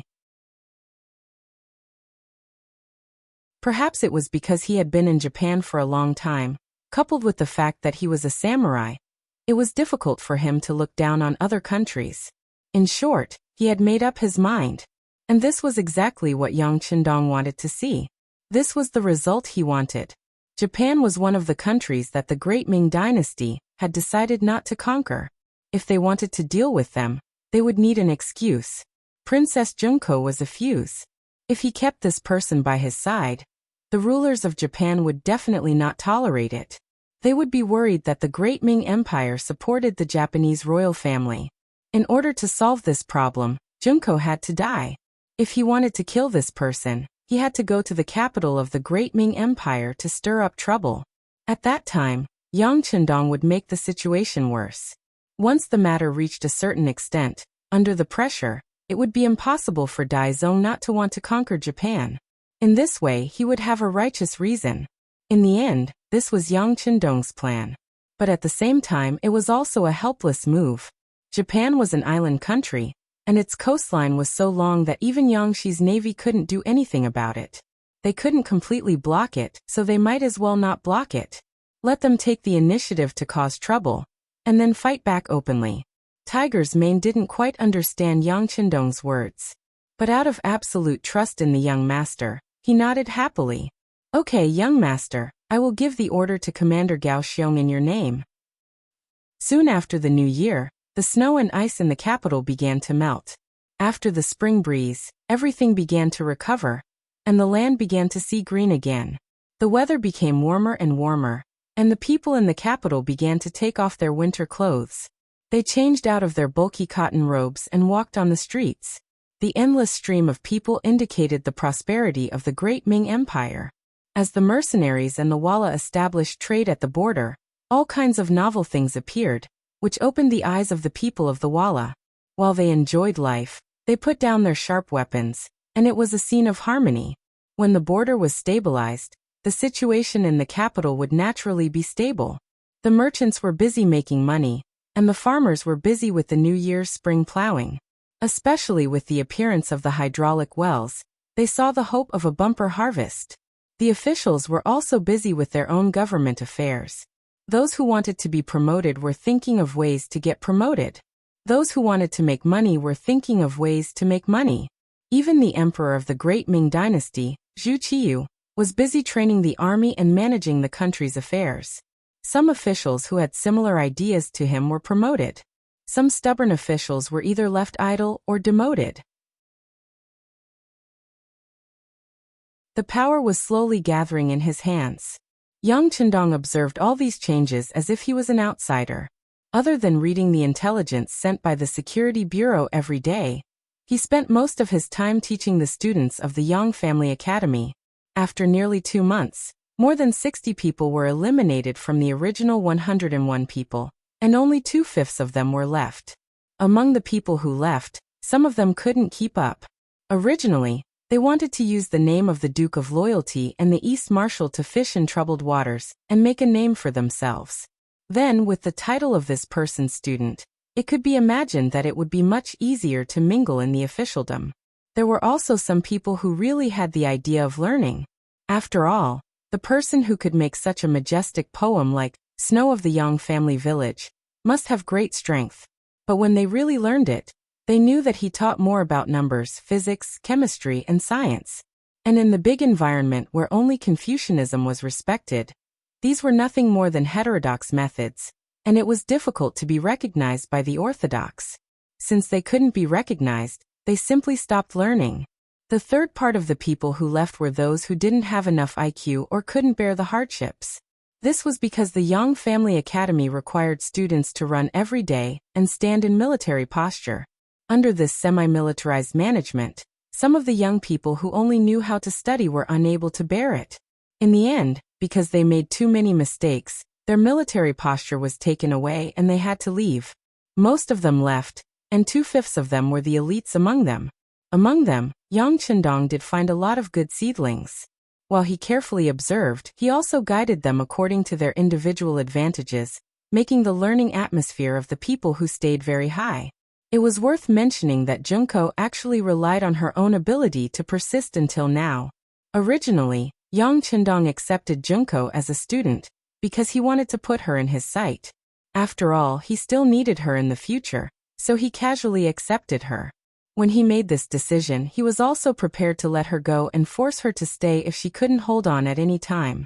But unexpectedly, although Junko was young, her body was full of tenacity, and she was one of the best in all kinds of assessments and studies. Not only did she not rely on Yang Chendong to stay, but she also became a goddess in the eyes of many men. More than half of the male students secretly liked her, including Wang Xi, the grandson of the minister of the Ministry of Personnel, Wang Ji. Junko's fluent Mandarin, coupled with her beautiful face and lively personality, made Wang Xi unable to extricate himself. Junko clearly knew all of this, but she didn't point it out. She didn't agree or disagree, but instead kept a distance from the people who liked her. Today she took the initiative to say a few words to you, but tomorrow or the day after, she might ignore you for a few days. This kind of performance had once caused many male students to be unable to study normally. Humph! This is their innate charm. After hearing Tiger's Mane's report, and thinking of the things they produced in the future, and the Aoi people who were often mentioned by Chinese men, this Junko was obviously their ancestor. It wasn't a crime for a person to be beautiful, but if they wanted to use this power to stir up trouble in his territory, Yang Chendong couldn't tolerate them. Tiger's Mane spread the news that Junko is a girl from Japan. No matter who marries her in the future, he will have to follow her to Japan and become her son-in-law. Even the children born in the future will have to follow her family name. Yang Chendong winked at Tiger's Mane, revealing a deep meaning in his eyes. Tiger's Mane immediately understood and immediately said, "Young master, don't worry, I will do it right away." Tiger's Mane complied, and only an hour later, Junko appeared outside Yang Chendong's study with a beautiful face. With a wronged expression on her face, Junko didn't dare to take a step forward. These days, she more or less understood this Dong Shui in people's eyes. This person seemed to be very kind, but he had a sense of propriety and bottom line when doing things. For example, this study was not a place she could enter and leave at will. She remembered that once, she inadvertently wanted to take advantage of Yang Chendong's absence to take a look, but when she came to the door, a sharp knife was placed on her throat. Junko didn't even know when the other person appeared, but she felt a boundless killing intent. Under this kind of killing intent, she was afraid. Junko had a feeling that if she really dared to take a step forward, she was afraid that her head would be separated from her body, and she would die. After that incident, Junko became a lot more well-behaved. She also had a clearer understanding that Dong Shui, who always had a smile on his face, was not only the idol of many women, but also a demon who killed without batting an eyelid.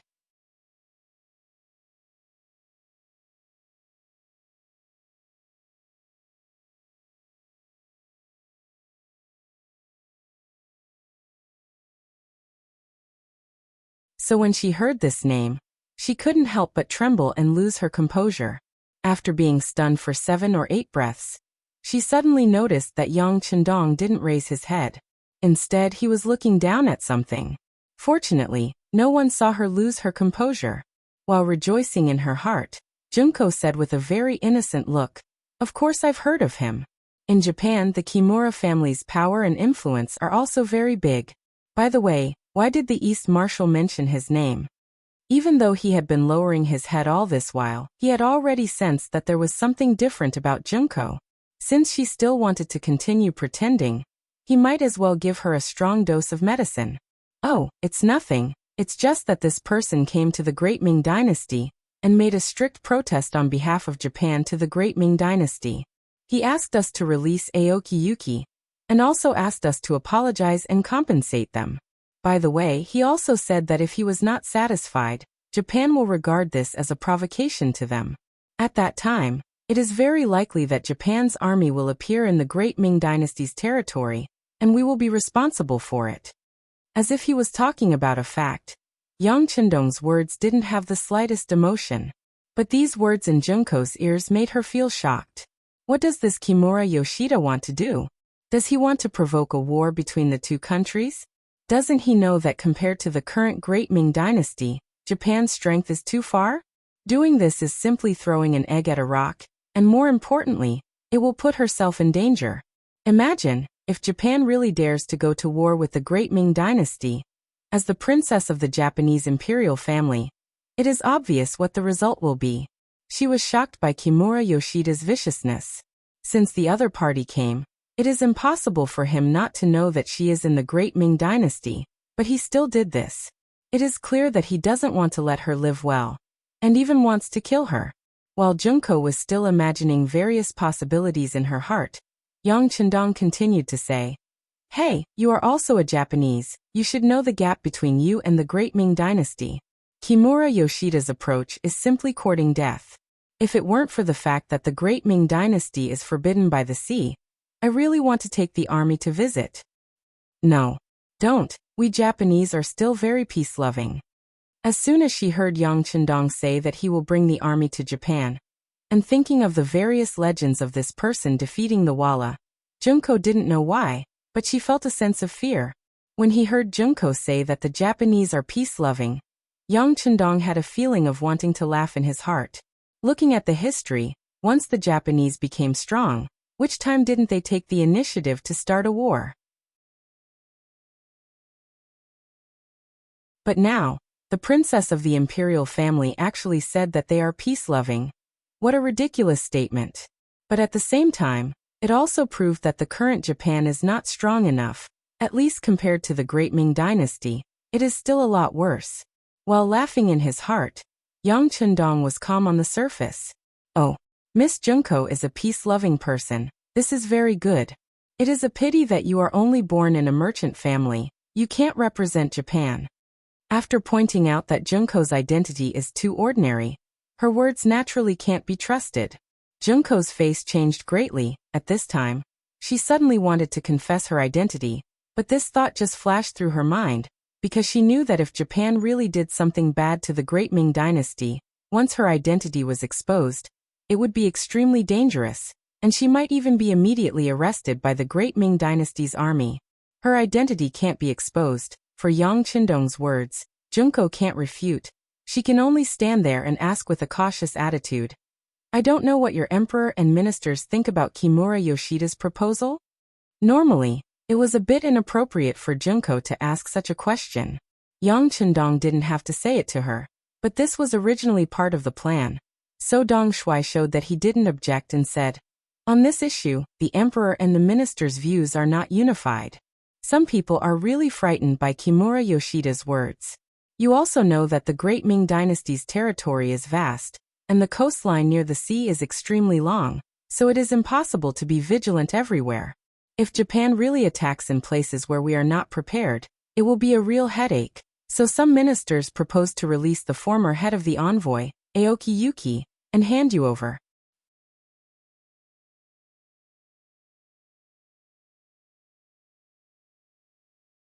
Chapter 263. You're going to hand me over? Junko was surprised. That's right. Back then, those assassins came for you. I just happened to pass by. If we want to compromise, of course, we will hand you over to the Japanese. Sigh, I was wondering how you offended them. It looks like they won't give up until they catch you. Yang Chendong asked curiously. He didn't mention that Junko was the princess of Japan. He wanted to see how long she could hide it. When she heard Yang Chendong say that the Great Ming was not only prepared to compromise, but also wanted to hand her over, Junko's face turned pale. No, they hate my family. Once they catch me, they will kill me. As she spoke, Junko had already walked to Yang Chendong's side. She reached out and grabbed his arm. Her eyes were filled with a pitiful look. Don't, I will faint if you continue like this. The two of them were very close to each other. Yang Chendong could already smell the fragrance of Junko's body. He enjoyed the feeling very much, but he still said, You don't have to be too anxious. What I'm saying is just the opinion of some of the ministers. Some of them think that we shouldn't compromise with Japan. If they want to cause trouble for us, we'll open up the Forbidden Sea and send an army to Japan. We'll teach them a lesson and let them know who they can't afford to provoke. When Yang Chendong said her father's name, Junko's face changed. No. The emperor will not make trouble for the Great Ming. There must be some villains behind this. You must investigate this thoroughly. Oh. How do you know that the emperor won't make trouble for the Great Ming? You are not a member of the imperial family. Yang Chendong asked with a surprised expression. When Junko heard these words, she couldn't help but open her mouth to defend herself. However, just as she opened her mouth, she quickly closed it again. Yes, it's just my guess. When I was in the country, I heard from my father that the emperor is an emperor who doesn't like war. I don't think he will take the initiative to start a war with the Great Ming. Oh, so it was just hearsay. Unfortunately, it seems that what you heard is not true. Kimura Yoshida has already arrived, and he has already expressed the intentions of your emperor. The way I see it, this war might start soon. Yang Chendong shook his head and expressed his opinion. Junko was very anxious at this moment, and she was cursing Yang Chendong's stupidity in her heart. The outside world said that Dong Shuai was smart, but now it seemed that he was just SOSO.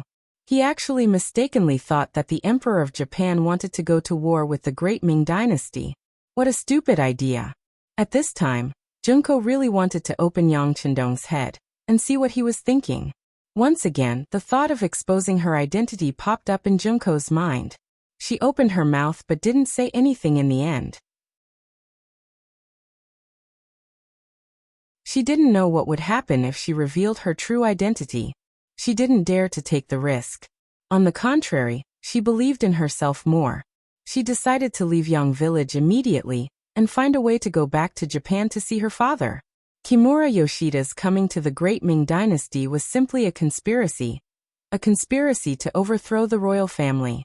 General Ashikaga Yoshimasa clearly wanted to use war to mobilize the emotions of the entire country. Only in times of war could a general have more power and do many things that he couldn't do in normal times.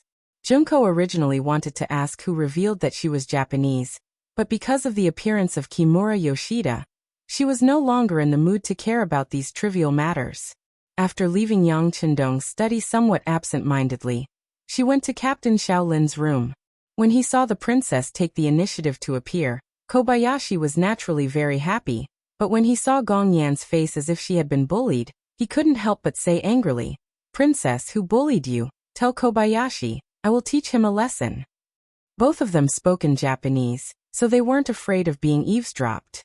Only at this time could Junko be completely relaxed. "Kobayashi, don't be agitated. No one bullied me. I just got the news that Kimura Yoshida is here." Junko then told Kobayashi the news she got from Yang Chendong in detail. When he heard that Kimura Yoshida was here and threatened the Great Ming dynasty, Kobayashi immediately said angrily, "Princess, don't be afraid. I will personally kill this person tonight. As long as he is dead, all the problems will be solved." No. Junko shook her head decisively after hearing that. She didn't believe that Kobayashi could kill Kimura Yoshida with his strength. Since he was here, security was naturally the most important thing. Even if the emperor of the Great Ming Dynasty didn't have a definite result, he would send a large number of troops to protect him. Kobayashi alone couldn't do it. Junko's mind was still clear, and she had a clear understanding of the situation in front of her. It was precisely because of this that she didn't agree to Kobayashi's request. Instead, she said, "Kobayashi, you can't do it. It's too risky. This princess has decided that you will protect me and leave here. Then we will find a boat to leave the Great Ming Dynasty and return to Japan. I will tell everything to my father. Then he will have a way to solve the current situation." Junko said firmly. She decided to leave Yang Village and the Great Ming Dynasty, not because she was afraid of death, but because she didn't want to see Kimura Yoshida's conspiracy succeed. She needed to tell her father about it. She couldn't let him be kept in the dark. In the study, Tiger's Mane quietly entered and came to Yang Chendong. He whispered, "Young master, Miss Junko went to find Kobayashi and now she has returned to her room. Our people have noticed that Kobayashi has gone to bed. It's daytime now and he's already sleeping. It seems that he wants to take action at night. Hihi, what do you think?" Yang Chendong smiled. This Junko was a decisive person. It was a pity that she was a girl. If she was a boy, the future of Japan would be in her hands. Yang Chendong guessed that there would be a lot of changes. "Young master, don't worry. She can't run away."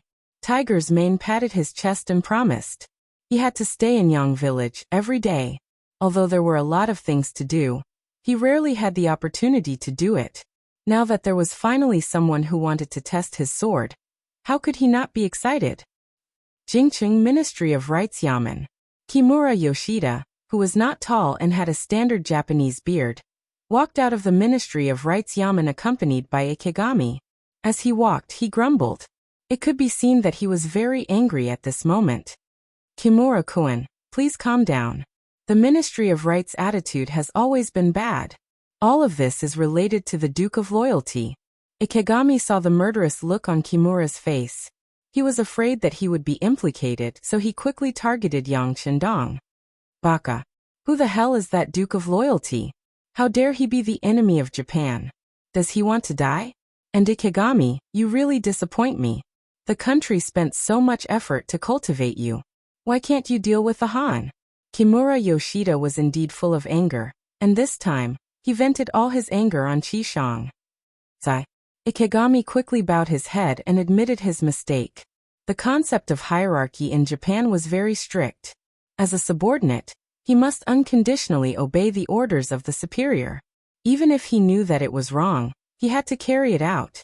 Obviously, the Great Ming Dynasty's system was far inferior to Japan's. Seeing that Ikegami's attitude was good, Kimura Yoshida's face was not as serious as before. "Let me ask you, is the princess still in Yang Village?" "Yes, we have been watching outside, but we didn't see her come out." Ikegami nodded his head vigorously again and replied.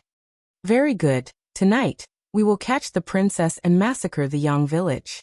Kimura Yoshida's face showed a ruthless expression. When he thought of the beautiful and young face of the princess, his whole body couldn't help but tremble. It was a precursor of excitement. "Kimura-kun, please reconsider." When Ikegami heard that Kimura Yoshida was going to attack the Yang Village, for some reason, Ikegami thought of the omnipresent mysterious gun that night. That was the first time he felt fear since he became a samurai. In fact, in his mind, there was nothing that could stop that advanced firearm at the moment. Seeing Ikegami's expression, Kimura Yoshida said with a look of disappointment, "What's wrong? Are you afraid? Ikegami, what you have done is a disgrace to the samurai of Japan." Ikegami, who was reprimanded, thought of the honor that a samurai should have. With a firm expression, he said, "Hey, Ikegami is wrong. Please give me a chance. I will do my best tonight." "No need." Kimura Yoshida waved his hand and said arrogantly, "This time, I brought 3 jonin, 10 chunin, and 30 genin from Japan. Tonight, I will let them do the job." As for you, you should reflect on whether you can still be called a real samurai. Kimura Yoshida was arrogant, and his methods were cruel. It was also true that he regarded human lives as nothing. However, it didn't mean that he was stupid. On the contrary, he had the confidence to say such words. The source of his confidence was the 43 ninjas that the Kimura family sent to him. The number of ninjas in the entire Kimura family was no more than 200. This time, they used a quarter of their strength to prove Kimura Yoshida's position in the family, and also proved that he was determined to accomplish his mission. Ikegami originally wanted to object and proposed that he take the initiative to lead the team. However, when he heard that there were 43 ninjas, and 3 of them were jonin, he was relieved. This force was more than enough to deal with an army of 500 people, let alone a small village. Even if those firearms are powerful, in the face of a ninja who appears and disappears like a ghost, they can only passively be beaten and wait for death.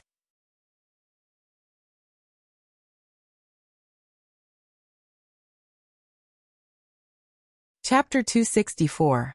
At the back door of the courtyard where the Japanese diplomatic mission was staying, the waiter who came to deliver their meals as usual was suddenly asked to serve more than a dozen jars of high-concentration wine. This sudden situation was quickly sent to the secret agents of the Security Bureau, who then sent it to Director Yang-san. Then it was sent to the most confidential study in the inner courtyard of the Yang Manor. More than a dozen jugs of high-concentration wine. Hearing this sudden news, Yang Chendong fell into deep thought. In his previous life, he had fought with a lot of Japanese intelligence personnel, including some high-level ninjas. At that time, he naturally saw a lot of information about them, and one of them was that as a real ninja, they needed a lot of high-concentration wine before making a move. First, it was used to boost their courage before killing, and second, it was used to clean the ninja sword. In the eyes of a real ninja, the ninja sword was like a second life, and was extremely sacred. Before using the sword, it was necessary to wipe it clean. This was originally a custom, and also a kind of respect. If it was just ordinary wine, even if the amount was a little bit more, it wouldn't be a problem because there were many explanations, and it didn't necessarily mean that they wanted to do something. But to ask for so much high-concentration wine, it was almost beyond the limit of human drinking. Under such circumstances, Yang Chendong couldn't help but think about it. In his mind, some of the history of ninjas came to mind. It seems that at this time, ninjas were very popular in Japan, and even many big families would train and cultivate ninjas from childhood. Such ninjas were loyal enough, and there was no need to worry about betrayal. So, is it possible that the Kimura family also sent ninjas? It has to be said that Yang Chendong's mind was really smart. And just from this small matter he thought of a lot of possibilities. Tiger's mane, don't make a move on Junko and Kobayashi, let them go, we just need to follow from a distance, I think it may be very lively tonight. Yes, young master. When Tiger's mane heard the word lively, the blood in his body spurted out, and he was afraid that if he didn't make a move for a long time, his bones would slowly solidify. Tiger's mane went to make the arrangements. According to the young master's instructions, they couldn't bring too many people, but they had to be elite. As soon as he left, Yang Chendong turned and walked into the inner room of the study. Usually without his permission, even Hu Yen and Tiger's mane were not allowed to enter. It could be said that this was his absolute private territory. As soon as Yang Chendong entered, he turned around and disappeared, entering the large warehouse. Don't fight a battle you have no confidence in. It was often easy for big shots to fail in small gutters. In order to prevent such a thing from happening to himself, Yang Chendong would not have any thoughts of underestimating the enemy. Since he suspects that the other side may have ninjas, he has to make some preparations in advance just in case. Compared to the ninjas who have been treated as death warriors since childhood, his life is really different. Junko knew nothing about the measures Kimura Yoshida might take. She only knew that this person appeared in the capital of the great Ming dynasty, and she was no longer safe here. She didn't even tell Yang Chendong that the Kimura family raised ninjas, because she was afraid that the more she said, the more flaws she would leave, and eventually lead to the suspicion of the other side. After all, Yang Chendong was too tall in her heart, and too smart, even to the point of almost reaching the point of omnipotence. In the face of such a person, she had to be careful every time she said a word. After a seemingly long wait, it finally came to night. When the sky was completely dark, the people of the Yang village and the academy had dinner and entered the sleep mode. Kobayashi appeared in Junko's room like a ghost. "Ah, Kobayashi, you are here. Did anyone notice you?" Seeing Kobayashi suddenly appear in her room, Junko was surprised at first, and then asked with concern, "Your Highness, don't worry, no one noticed me. I have been here for so long, and they no longer pay attention to me. Also, I have found a way to leave the village. There is a loophole when they change the defense. As long as we seize the right time, we can leave without anyone noticing," Kobayashi said confidently. But what he didn't know was that the so-called loophole was left by Yang Chendong early in the morning. He knew that no defense could be 100% safe, so he deliberately left an obvious loophole. Instead of letting the opponent deliberately find the loophole, it was better to directly give him a ready-made one, so that the opponent would not have other ideas. Although Junko was smart, she knew too little about these military matters, so she chose to completely trust Kobayashi. "Well, Kobayashi, then let's leave." "Yes, Your Highness, please follow me. In a while, in order to increase our speed, Kobayashi may have to do something outside the rules." When saying these words, Kobayashi's face instinctively turned red. The so-called violation of the rules naturally referred to some necessary physical contact between the two of them. In order to leave here, Junko didn't care so much and immediately nodded. "Well, I will listen to Kobayashi's arrangement." After the agreement, the two people appeared in the dark like two leopard cats, and then passed through several courtyards. Sometimes Kobayashi reached out and held Junko's slender waist, and ran quickly with her. In this way, after about a quarter of an hour, the two people walked out of the outer courtyard of the Yongjia village, and came to the outside desolate land.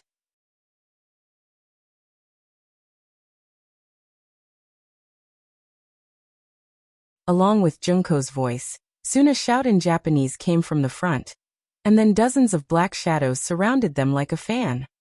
"Not good, it's an assassin." The pain made Kobayashi shake his right hand, and then the dangerous situation in front of him made him grab Junko's hand and turn around to escape. At this moment, Junko also saw the shadow in the distance with the help of the faint moonlight. She finally knew that Kobayashi didn't have any bad intentions just now, but had discovered something. She immediately regretted it, and her feet naturally turned around and ran quickly under Kobayashi's tug. Kobayashi's sixth senses were very sharp, and he was able to discover the existence of danger in time, and his reaction was also very fast. But unfortunately, Princess Junko was relying on him, and after running a few steps, the assassin behind him caught up with him. When Kobayashi heard the sound of a sharp blade cutting through the air behind him, he promptly turned around and slashed forward with the katana in his hand. In the dark and silent night, a spark was ignited because of this action. It was a sound that could only be produced when sharp blades collided with each other rapidly. Under the spark, Kobayashi's feet involuntarily took a step back, and the katana was held horizontally in front of him, and his face was incomparably dignified. Although the katana just now repelled a ninja who was chasing after him, it also hindered his retreat speed. In just a short time, at least 4 ninjas surrounded him in front and behind. That is to say, he and Princess Junko have been surrounded at this moment. Junko stood nervously behind Kobayashi, looking around with a panicked expression, and even she could feel the endless murderous intent from the looming black shadows.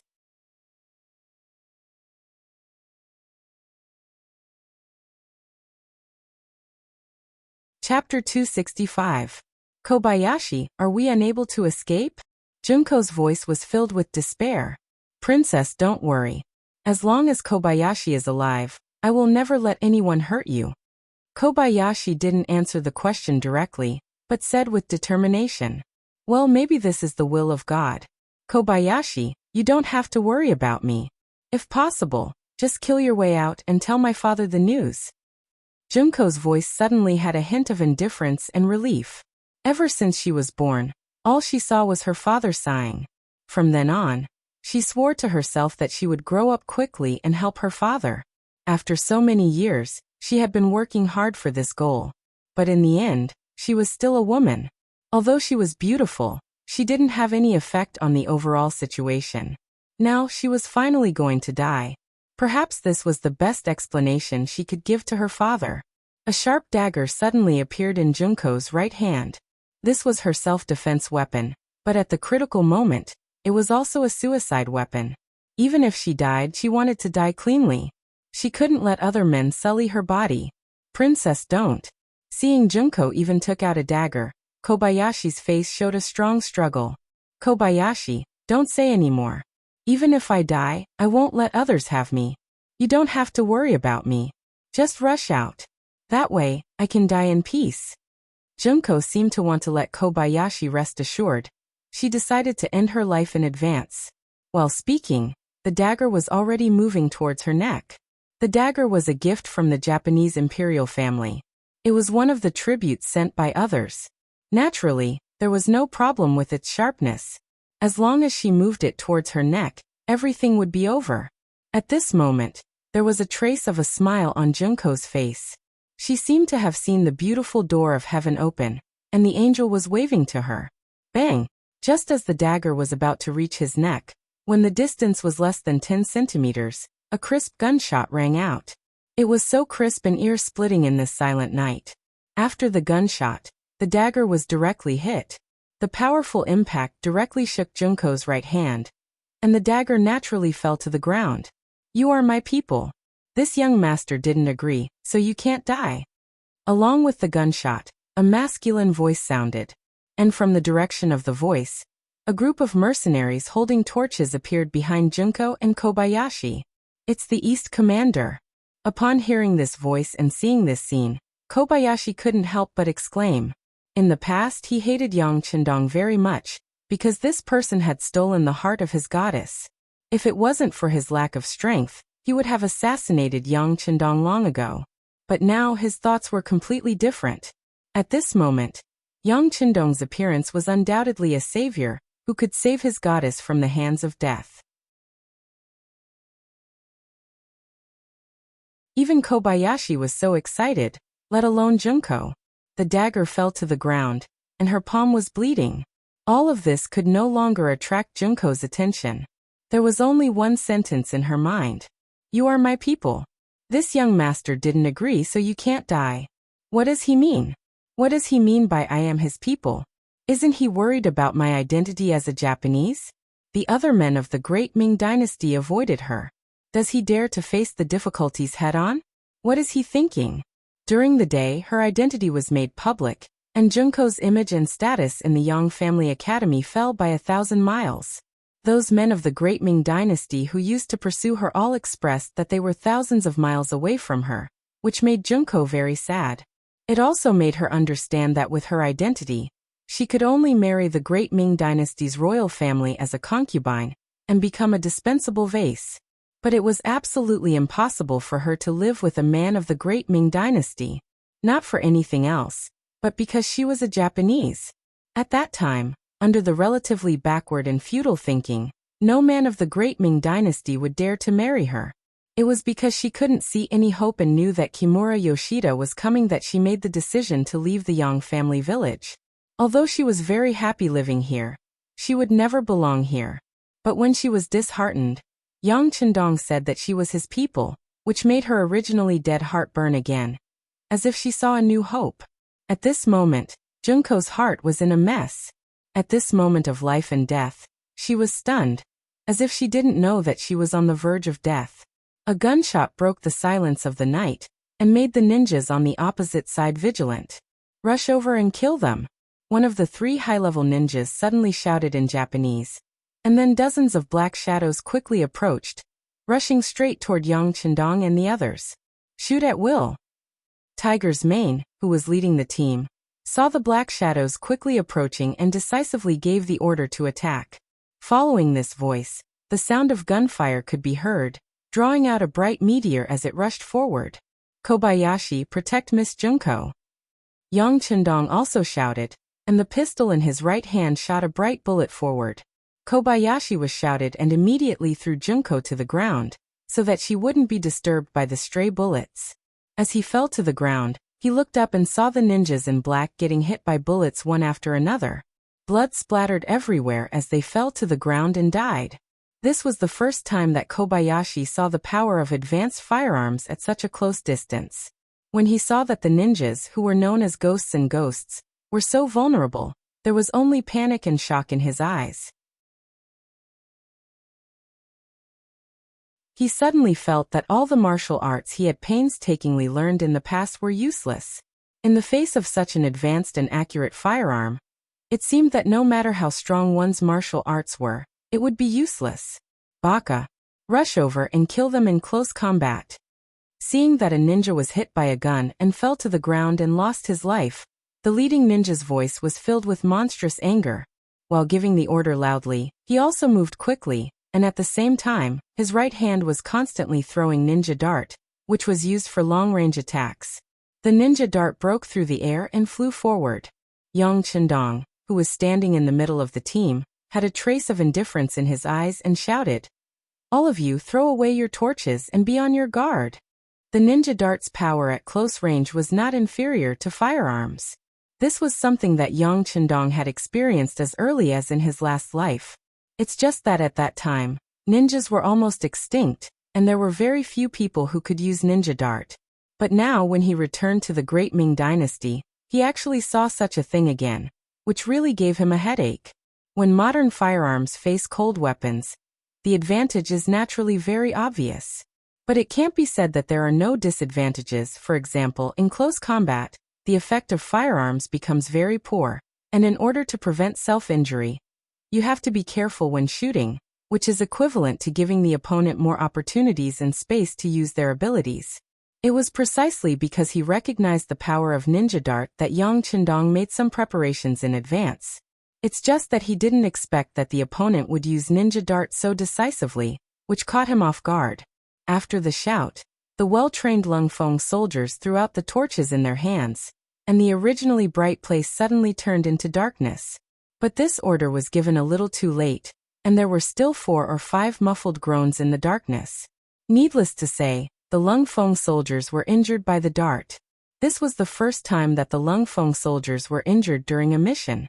What's more, in the darkness, the ninjas' speed of approaching was even faster, as if they were even more certain of their home ground. "Be careful, don't shoot casually." Yang Chendong's voice had a trace of fear. Just as he finished speaking, he felt a gust of cold wind coming towards him. Instinctively, he used his feet as an axis and his body quickly fell backward. But just as his body leaned back, the wind from the blade brushed past his body. It's conceivable that if he was a little slower, he would have been injured. "Young master, be careful." Seeing that Yang Chendong was almost killed, Tiger's Mane and Beta Persei's voice quickly sounded, and then 2 figures quickly approached him. "I'm fine, be careful." After Yang Chendong regained his balance, he replied, pulled out the tri-edge bayonet from his waist, and then suddenly stabbed the black shadow in front of him. What Yang Chendong had learned was not some fancy moves, nor was it a routine. Instead, it was a killing move.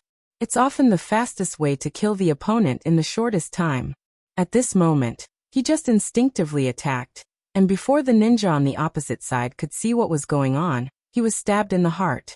The moment the tri-edge bayonet was pulled out, blood suddenly gushed out, and the ninja fell to the ground with a plop. "Baka, let's attack together, don't leave a single one alive." The leader of the ninjas saw the scene of his subordinates being killed and roared with fire in his eyes. If they were just using firearms to kill them, he could still find a reason to do so. But the fact that the ninjas were so weak in close combat made him unable to bear it, and in a fit of anger he ordered all the ninjas to attack. Under this order, dozens of shadows rushed forward in the darkness. It can be seen that at this moment the ninjas didn't hold anything back, and all of them attacked.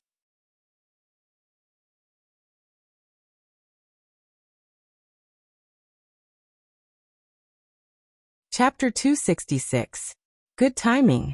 Seeing that the number of enemies had increased, Yang Chendong wasn't anxious, instead he was happy. He seemed to have been waiting for this moment. Tiger's Mane, use the flash bomb. As soon as the words fell, a dazzling pure white light flew into the air, and then the entire area was illuminated as if it was daytime. The sudden appearance of this light in the dark caught everyone off guard. The ninjas who were rushing over didn't even have time to react to what happened. They only saw the light in front of them, and in an instant, they had a feeling of blindness. It was at this time, Chiovi's first guard team emerged from the layers of protection of Lung Feng. When they appeared, each of them held a 9mm assault rifle. The Type 95-5. 8mm light machine gun is the light machine gun of the Type 95 squad gun family. It and the Type 95 automatic rifle form the squad gun family, and now it is gradually being equipped to the army. The automatic parts of the gun family are all universal, and a large proportion of the parts are universal between rifles and light machine guns. The gun uses a holdless structure. The automatic mode is pneumatic type, and the head rotates and locks. It can fire single and continuous shots. The ammunition is supplied with 30 rounds of plastic magazine and 75 rounds of rapid reloading drum. The mechanical aiming device is a keyhole type. It is equipped with a muzzle device to reduce noise and flame. Caliber, 5.8 mm, muzzle speed, 970 meters per second, gun weight, 3.95 kilograms, gun length, 840 millimeters, bullet capacity, 75, effective range, 600 m. The gun weighs 3.95 kilograms excluding the drum. The gun is 0.84 m long, the effective range is 600 m, and the gun is supplied with 75 rounds of ammunition.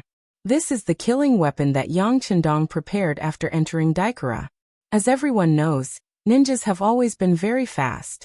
They are so fast that when they run, they can burst out the limit of the human body, and they can even create afterimages. Facing this kind of speed, it is very difficult to catch them just by relying on the Type 95 single shot. The flash bomb's element of surprise can indeed provide a suitable opportunity for Lung Feng to make his move. But if he doesn't grasp it well, this kind of opportunity will be wasted. The enemy will be prepared, and it will be even more difficult to achieve the element of surprise. Yang Chendong was thinking about how to seize the opportunity when there was one.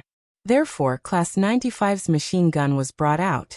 It had 75 bullets and a firing speed of nearly 1,000 meters per second.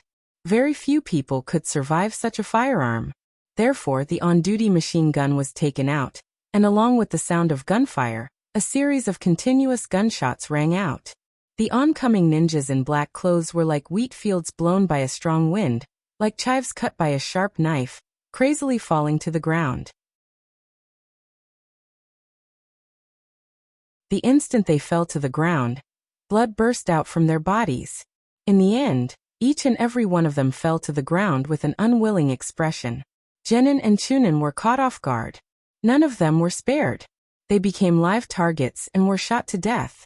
On the other hand, the three Jonins reacted very quickly, and because they were hiding behind the other ninjas, when facing the machine gun fire, only one of them was hit and fell to the ground and died. The other two were lucky enough to survive, and at the same time, they rushed to Yang Chendong's location. This time, they came to receive two missions. The first was to snatch the princess Kohara Junko. The second was to kill Yang Chendong, the Duke of Loyalty.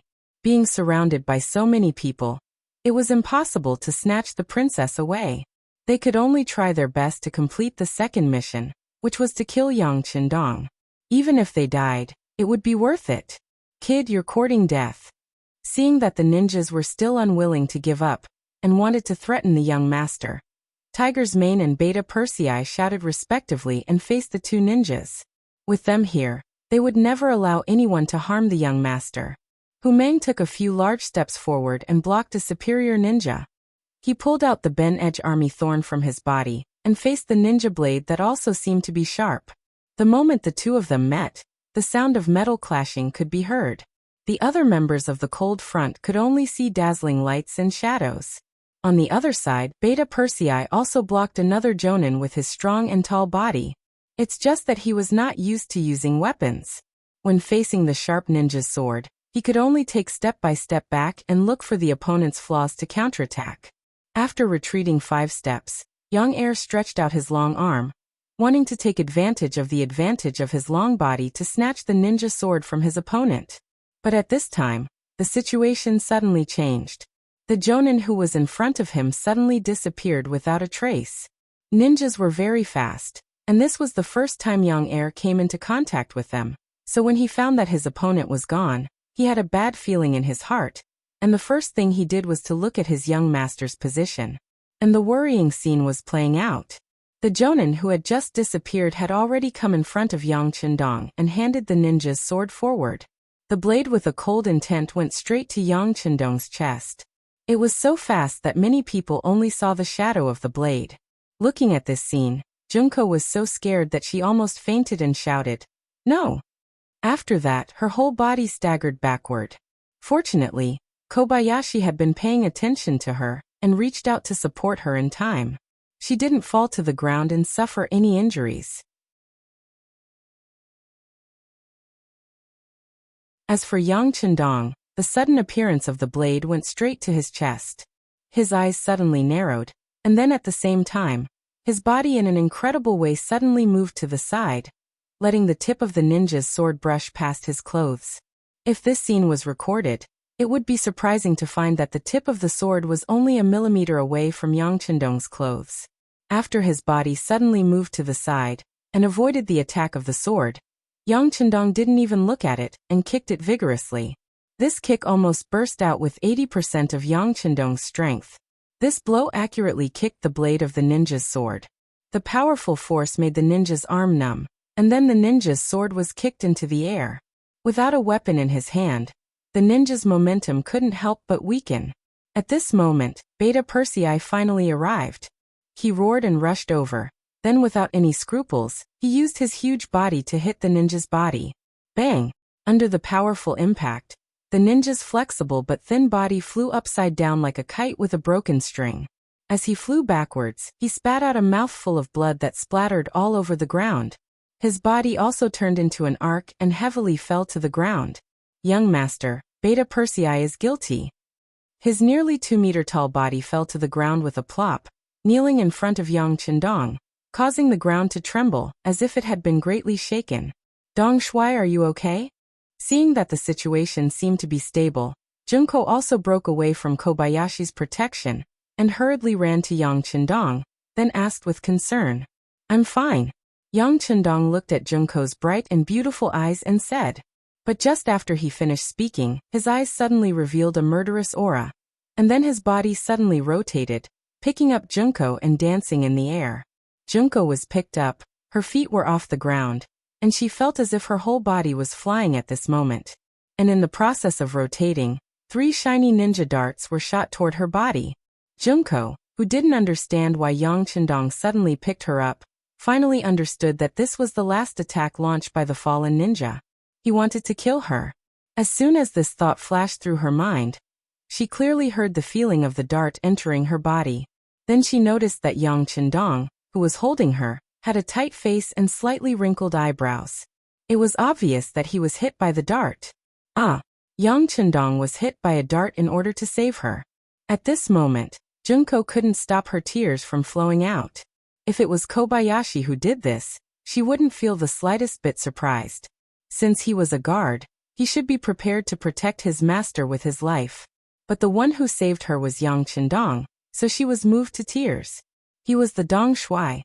He was the loyal and courageous duke of the Great Ming Dynasty. He was the youngest noble in the Great Ming Dynasty, and also a newly risen noble. He had an uncountable amount of wealth, loyal and powerful subordinates, for beautiful wives who were loved by everyone. And why did he save her? He still had a great youth, he still had a bright future, and he didn't even have a descendant until now. How could he? As the princess of the Japanese royal family, she knows a lot about ninjas, even if she doesn't know them very well.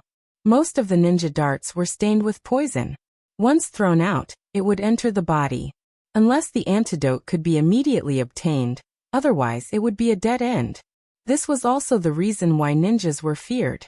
Under normal circumstances, ninjas would complete certain death missions, and it was absolutely impossible for them to carry the antidote with them. In other words, Yang Qindong was hit by a ninja dart, and it was very likely that he wouldn't be able to survive. Junko's face was full of worry. After Yang Chendong's body trembled, he put her down. Immediately, Junko's shout rang in his ears. No. You can't die. It's not worth it for you to do this for me. Junko, who was crying like a pear blossom, tightly hugged Yang Chendong's waist. She looked really pitiful. It's a life, why isn't it worth it? Yang Chendong looked at Junko's crying face and reached out his right hand to gently wipe her tears. It's just not worth it. I'm just a woman and you have a great future. It's not worth sacrificing you to save you. Junko continued to cry.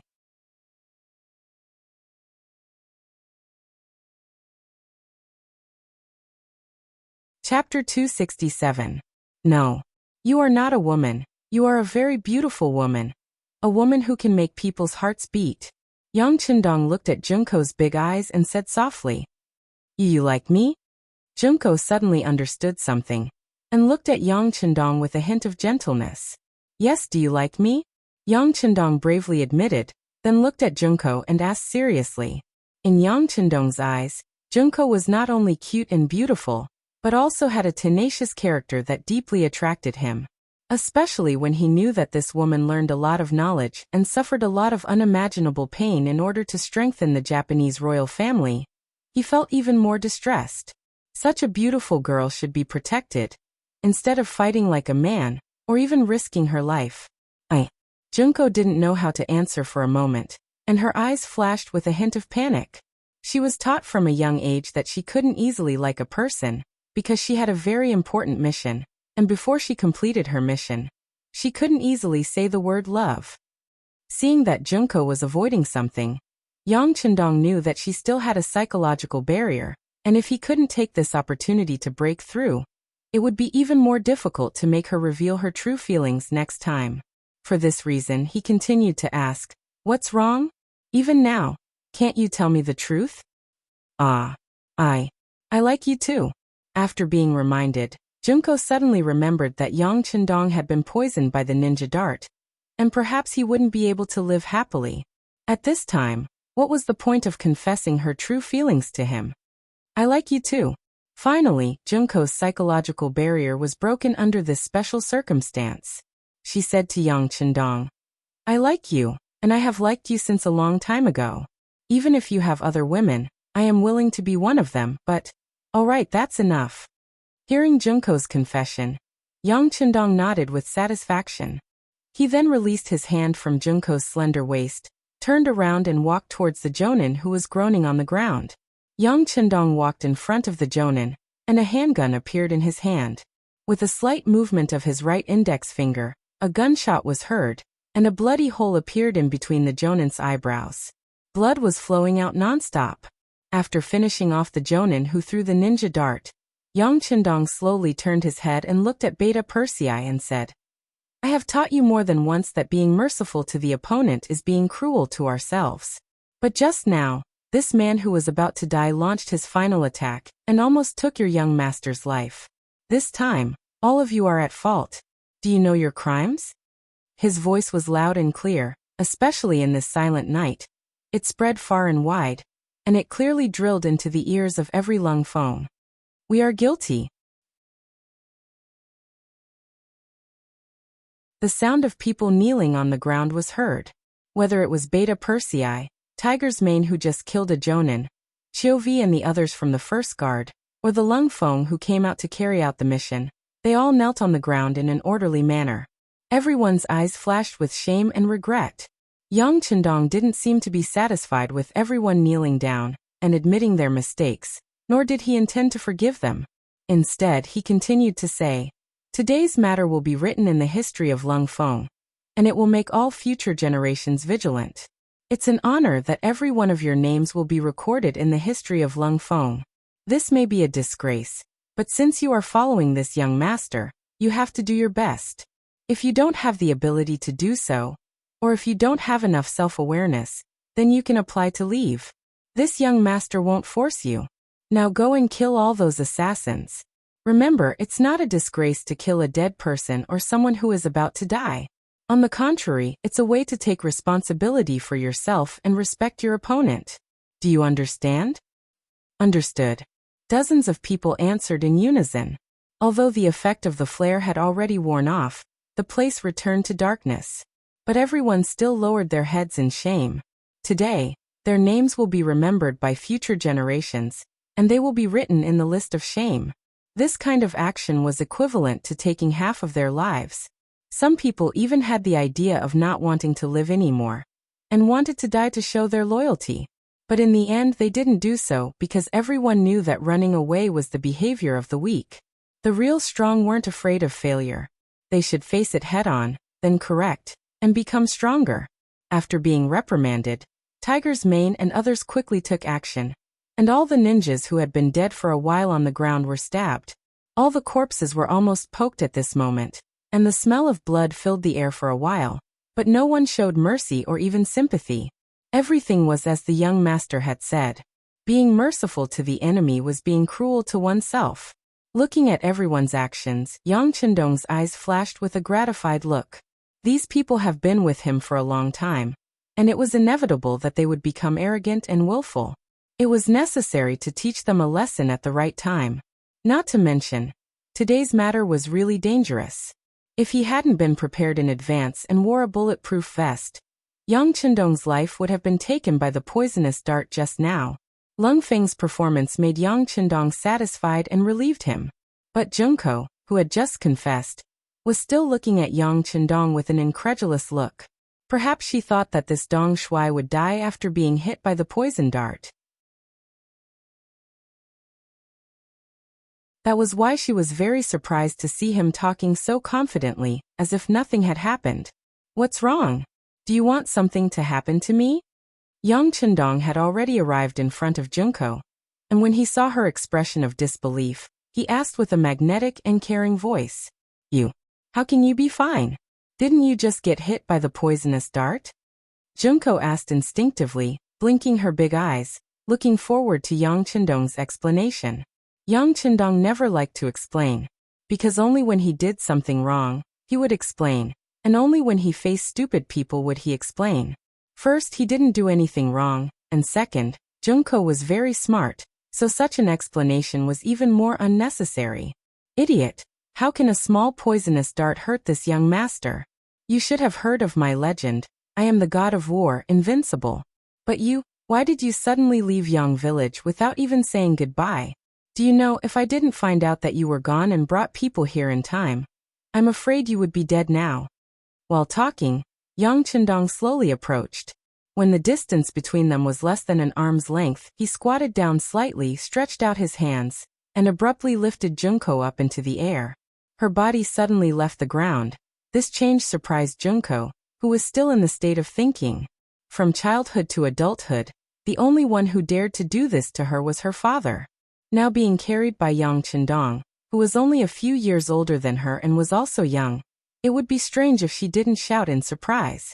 Just as she shouted, before she could do anything to struggle, Yang Chendong's caring voice sounded in her ears. "It's so cold, but you're still wearing so little. Aren't you afraid of getting sick? All right, my embrace is still warm. Now you just have to stay in there obediently." As soon as he finished speaking, Yang Chendong took large strides and turned around, heading in the direction of the Yang family manor. On both sides of him were Captain Xiuvi and the members of the First Guard Squad. Such a scene, such an atmosphere, made Junko, who originally wanted to struggle, forget everything. Because Yang Chendong's arms were so warm that she couldn't bear to leave. More importantly, she found that she actually liked this feeling, this temperature, this breath. Junko didn't make any struggle, letting Yang Chendong carry her to Yang Village. Kobayashi, who was behind her, didn't have such good treatment. Beta Persei strode in front of him with a fierce face. "Do you want to walk on your own, or do you want me to carry you?" "I'll walk on my own." Kobayashi felt the strong anger coming from Beta Persei's body. He had already experienced this person's power, so he was really afraid. He was really afraid that if he answered a little slower, the other party would heavily injure him, and then carry him back to Yang Village. In that case, even if he was lucky enough to not die, he would probably lose a layer of skin. Tiger's mane and the Lung Feng stayed behind to clean up the battlefield. This was also something that the elite Lung Feng were very good at. Soon, A big pit appeared, and the bodies of the 43 ninjas were buried in the ground. When the soil was finally covered, after a night of cold wind, it would be difficult to find this place. After only half an hour, the originally lively place became quiet again. When the wind blew, the place returned to the silence of the night. The Japanese diplomatic mission in the capital. The sky was almost bright, but there was still no news. Kimura Yoshida was furious. He raised his hand and slapped Captain Qishang's face. He roared angrily. What the hell is going on? Why did you send so many people, but none of them came back? Give me an explanation. Yes. Qishang lowered his head and answered, but his face showed that he was very wronged. This was Kimura's plan, and he was the one who sent the ninjas. Now he was asked to explain. What could he say? What could he explain? Investigate, send someone to investigate. I want to know where these people went. I want to know if Yang village still exists. Kimura Yoshida's angry voice continued to sound. Qishang left the room as if he had been granted amnesty, and then a large number of people were sent out. As soon as the gate opened, they would go out of the city to investigate and inquire about the news. For the matter of 43 ninjas disappearing without any reason, even Ikegami was very curious.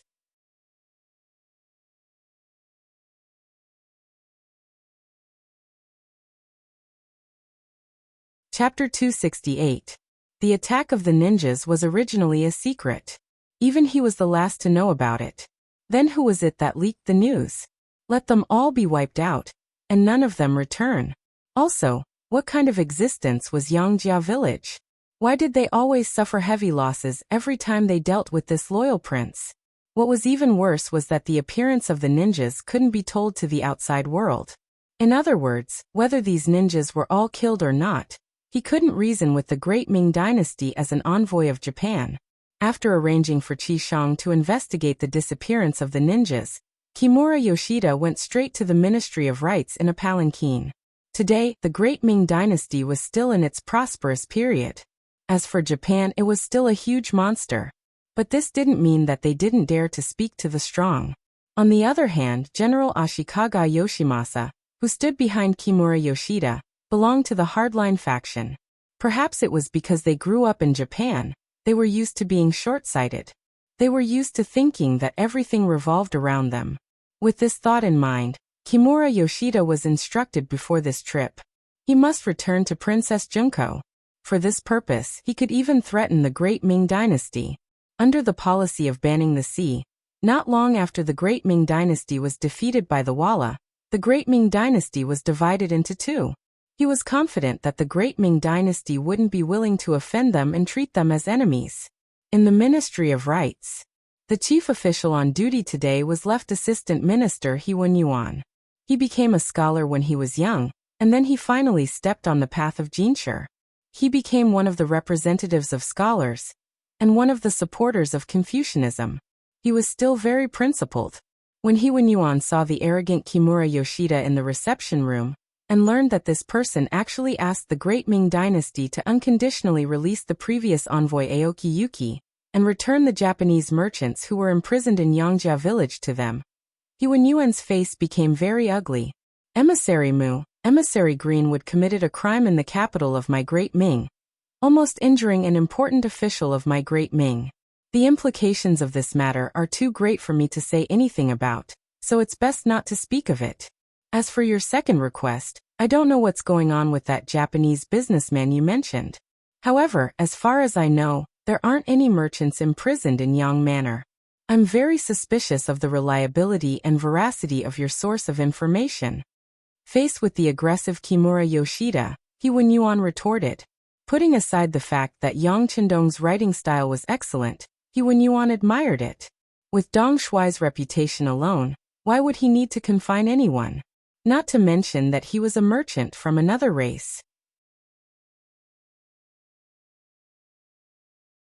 If it had been someone else, it would have been possible. After all, businessmen were rich, and they could always get some benefits by capturing them. But does Dong Shuai lack money? Baka, are you doubting my words? Do you not believe me? Being blocked by He Wen-yuan's words, Kimura Yoshida was naturally very angry. and his tone naturally carried the fire of anger. This isn't a matter of whether I believe you or not. This official is only speaking based on the facts. Since you don't have any evidence, forgive this official for being unable to believe your words. Also, please pay attention to your wording. As far as I know, the word baka doesn't mean anything good, right? He Yuan didn't understand Japanese, but looking at Kimura Yoshida's expression, he guessed that it shouldn't be something good, so he reminded him. Here, it has to be said that the ancient people of China were broad-minded. They always regarded themselves as a great country, and in accordance with the principle of broad-mindedness, they rarely did anything aggressive. When they were strong, their opponents would often submit to them and pay tribute, and the dirty things they had done before would be forgotten. And once China entered a period of weakness, those small countries that once seemed obedient would jump out one by one, wanting to get a share of the benefits. Under the cycle, the country's territory was getting smaller and smaller, and the feeling it gave people was getting more and more kind. Because Kimura Yoshida understood this, he wasn't afraid of the Great Ming. First, he would scare them to achieve his goal. If the tough method didn't work, he would bow his head and admit his mistake, and there would be no danger. How could a country that forbade the sea pose a threat to Japan, which was surrounded by the sea? With this in mind, Kimura Yoshida naturally didn't take Yuan's reminder seriously. On the contrary, his eyes narrowed, and a cold light flashed in them. Assistant Minister This ambassador received the order of our Emperor and General Ashikaga Yoshimasa to bring the Japanese businesswoman back to Japan. In order to achieve this goal, we have prepared everything. Do you know everything? If you refuse to hand her over, it will be a contempt to our country, and this is something that our Emperor and General can't allow. If you must do this, then we don't mind gathering thousands of warships. When the time comes, if the army really presses on the border, I don't know if the newly ascended emperor can withstand it. The more Kimura Yoshida spoke, the more ruthless and murderous Kimura Yoshida's voice became. When Yuan heard these words, he trembled all over. Scholars rely on their knowledge and mouth, and they are not proficient in things like war. Otherwise, the ancient people wouldn't have left behind a famous saying, "When a scholar meets a soldier, it's impossible to reason with him." Kimura Yoshida suddenly said that they might declare war on the Great Ming because of this matter, which made Yuan realize the importance of this matter. At this moment, this matter was not something he could handle. After a moment of hesitation, he replied, "All right, I understand your request. I will report this matter to our emperor. At the very least, I'll have to ask the envoy to wait for 2 days to see what the outcome will be." Seeing that the threat seemed to be effective, Kimura Yoshida nodded happily. "All right, this envoy will wait for news from your country, but please hurry. After all, this envoy has a good temper, but it doesn't mean that our emperor and general have the same temper." The meeting was over.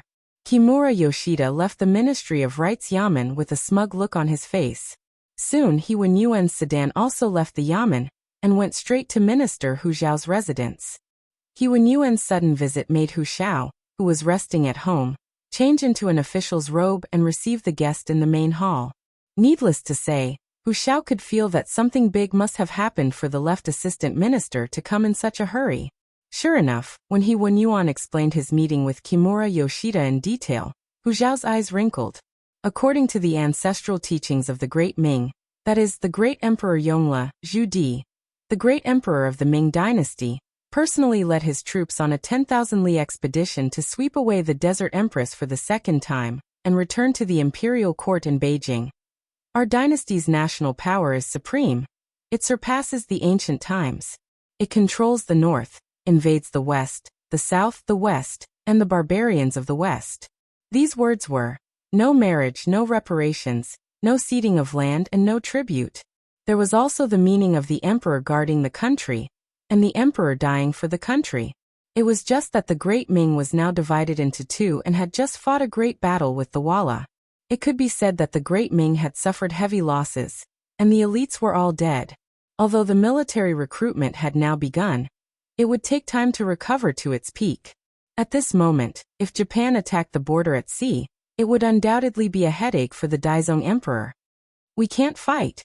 Hu Xiao hesitated for a moment before giving an answer that was close to the bottom line. This answer was not different from He Wenyuan's. He also did not want to have any friction with Japan. If he backed down, he would have to agree to the other party's demands and conditions. Since this matter involved the Duke of Loyalty and Courage, he was powerless to do anything about it. Therefore, he explained, "Minister, no matter what, since this matter has happened, we should first report it to the Emperor and inform the Duke of Loyalty and Courage." In the end, this was He Wenyuan's real intention. Using the opportunity of reporting to the Emperor, he expressed a certain amount of goodwill to Yang Qindong. Naturally, this favor would not be small. That's right. Hu Xiao had been an official for many years, so how could he not understand? He immediately understood and nodded with a smile. "I will go to the palace to meet the Emperor, and send someone to inform the Duke of Loyalty. Minister please go back first. The Ministry of Rights still needs someone to be on duty." "Yes, Minister." Since he had sent out his goodwill, He Wenyuan naturally should also leave. After the two of them greeted each other, they went their separate ways. Imperial Palace Main Hall. Hu Xiao was standing in front of the Daizong Emperor, Zhu Qiyu, and recounted everything that He Wenyuan had reported. After he finished speaking, he quickly closed his mouth. The Emperor needed time to think, and as an official, he only needed to report the matter. As for how to deal with it would be up to the Emperor to decide. "How dare you?" After listening to Hu Xiao's explanation, Zhu Qiyu immediately slammed the dragon table angrily, his chest heaving up and down violently. It was obvious that he was extremely angry at this moment. No matter what, the blood of the Zhu family still flowed in his body, so he still had some courage. When the Great Ming Dynasty was at its peak, Japan, modern-day Japan, was one of the Great Ming Dynasty's vassal states, and also one of the non-conquering states. When were they not obedient children in front of the Great Ming Dynasty? Only a few years had passed, so how could they have the courage to clamor? At this moment, Zhu Qiyu really wanted to lift the ban on the sea in anger. He believed that with the Great Ming Dynasty's national strength, they would be able to become one of the overlords of the sea again in a few years. At that time, Japan would always be under the attack of the Great Ming Dynasty. However, this thought was just a moment of anger, and he quickly calmed his anger. It was not because of anything else, but because the new army had just been established, the firearms battalion had been rebuilt, and new firearms were also being developed. All of these required a lot of manpower and material resources. As a result, he did not have the ability to do other things.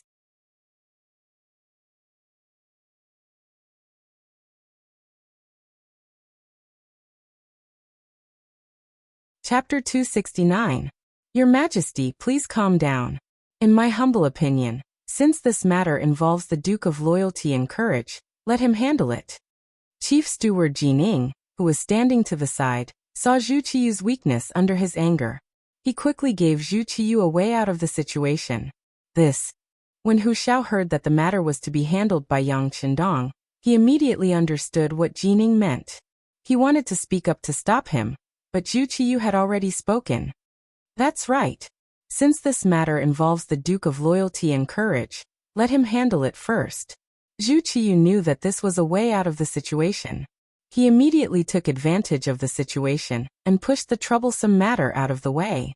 Let Yang Qindong handle it. If he was weak, then his title as the God of War would become a joke. When it spread throughout the world, it would be a serious blow to his reputation. As the Emperor, he could be happy and take the initiative. On the other hand, if he wanted to be tough, then the matter would be left to him. When the time came, as the Emperor, he only needed to say that the national treasury was empty. At that time, Yang Qindong would be the one who was in a difficult position, not him. Zhu Qiyu was very adept at using the tactic of retreating in order to advance. While Jining praised the Emperor's wisdom, he sneered in his heart. He wanted to see how Yang Qindong would solve this problem this time. When he had defeated Walla, he had relied on advanced firearms. But Japan was far away at sea. Without a large warship, what could he do? How could he create a storm with one turn of the hand? Jining was even prepared to immediately spread Kimura Yoshida's words and announce to the public that the emperor had given the authority to deal with this matter to Zhong Dangong. He wanted to use this opportunity to make things difficult for this Zhong Dangong, who didn't put him in his eyes. If Yang Chendong did not handle it well and lost the support of the people, he would have countless ways and excuses to punish him. In this way, all of Yang Chendong's assets would be flooded into the national treasury. As the one who carried out the order, he would certainly benefit greatly from it. Under Jin Ying's suggestion and Zhu Qiyu's tacit approval, Kimura Yoshida's incident quickly began to spread. It didn't take long for the cause and effect of the incident to spread all over the streets. In the Yang Chendong's manor 15 li south of the city, Yang Chendong also saw the emperor's decree. There seemed to be a tacit understanding between them. Yang Chendong was not willing to see Zhu Qiyu, and Zhu Qiyu did not seem to want to see Yang Chendong either. If there was anything, the eunuchs would come and pass on the edict. Are you trying to make things difficult for me by leaving this matter to me? Looking at the golden imperial edict on the desk, Yang Chendong smiled faintly.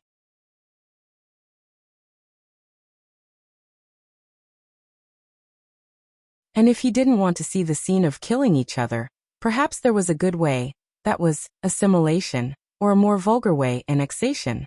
As long as he annexed Japan and took it as his own, then his own people wouldn't fight with each other.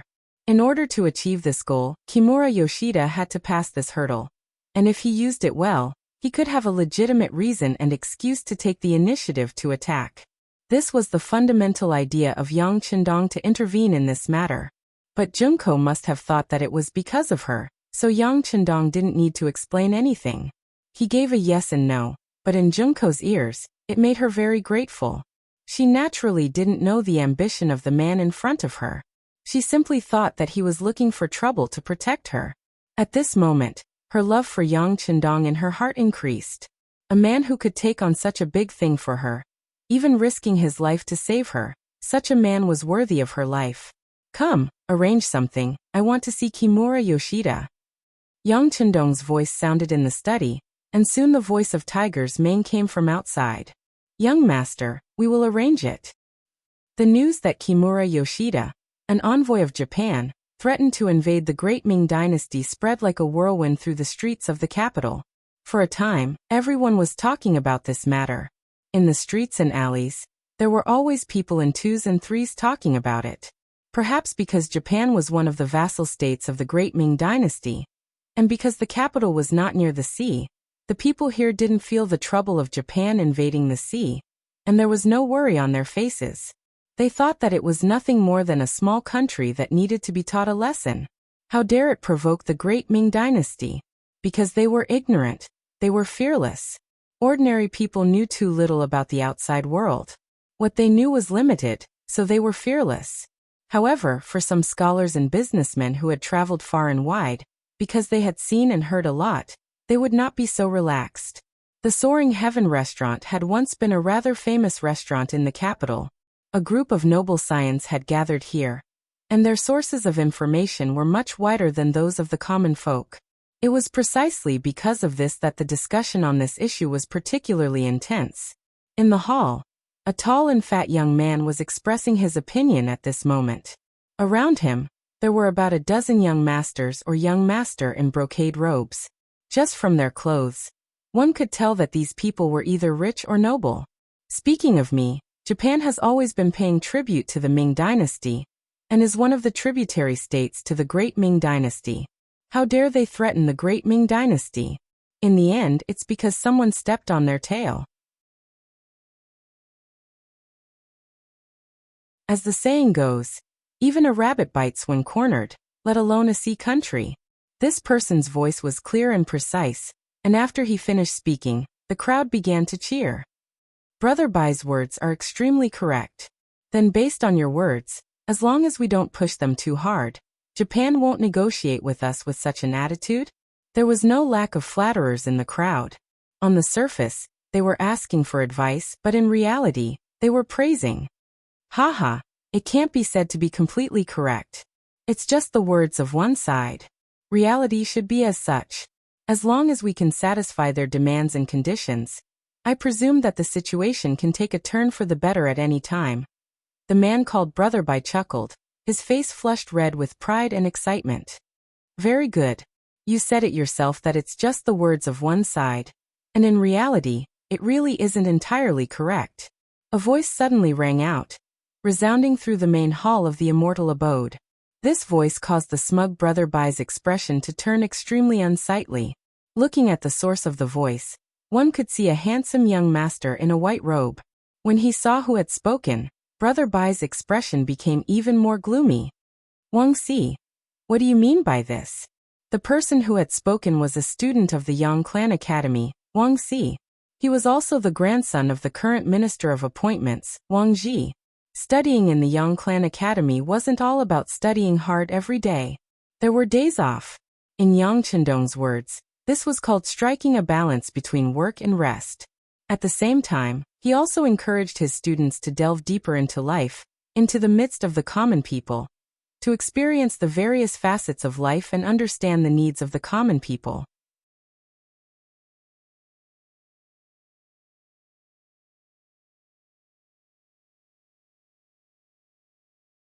Chapter 270. It was precisely because of this that Wuxia didn't choose to eat at the immortal abode. Instead, he went to the Flying Sky restaurant, which was much lower in quality. He wanted to experience a different environment, and different people gave him different feelings. However, he didn't expect to hear Yu Yuanbi's boisterous speech here. When he heard something that angered him, he couldn't help but retort. According to Yu Yuanbi, someone had stepped on Japan's tail. Needless to say, that person was Yang Chendong. It was because Yang Chendong had taken in Junko that Kimura Yoshida was angered. This was something that many people knew. Since someone dared to publicly criticize his teacher, how could Wuxia just stand by and do nothing? Although he was a bit older than Yang Chendong, the sixth young master of the Yang Clan's academy had already conquered everyone's hearts with his calmness and knowledge that exceeded his age. As a result, the students all considered themselves students. How could a student allow others to slander their teacher? What's more, Yu Yuanbi had a grudge against Yang Chendong.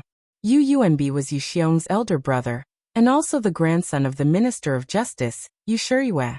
However, he was much stronger than Yu Xiong, who had failed to live up to expectations and been executed.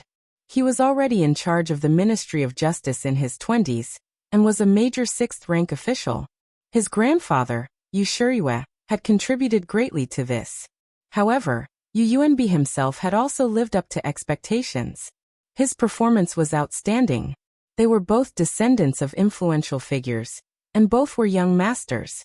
Their ideals were different, and their opinions were different. As soon as they met, the smell of gunpowder would naturally fill the air. Now Yu Yuanbi was criticizing his teacher. It would be strange if Wuxia could just swallow this anger. When Yu Yuanbi saw Wuxia's accusation, his face became very ugly at first but soon returned to normal. He walked over with a smile and said, I was wondering who it was. It turns out to be our editor Wuxia. Wuxia's previous position was Hanlin Academy editor, a 7th-level official position. Oh, by the way, I heard that you have quit long ago. Now you are a student. Haha, you are really promising. If I remember correctly, you are only 1 year younger than me. Why are you getting worse and worse as you live? Why are you still so young? Yu Yuanbi's sarcastic words fell into Wuxia's ears. His expression didn't change. After studying in the Yang Clan's academy for several months, he had learned 70% of how to maintain one's temper. He knew when to get angry, and when to do so would only make his opponent angry. Therefore, he didn't pay attention to Yu Yuanbi's words.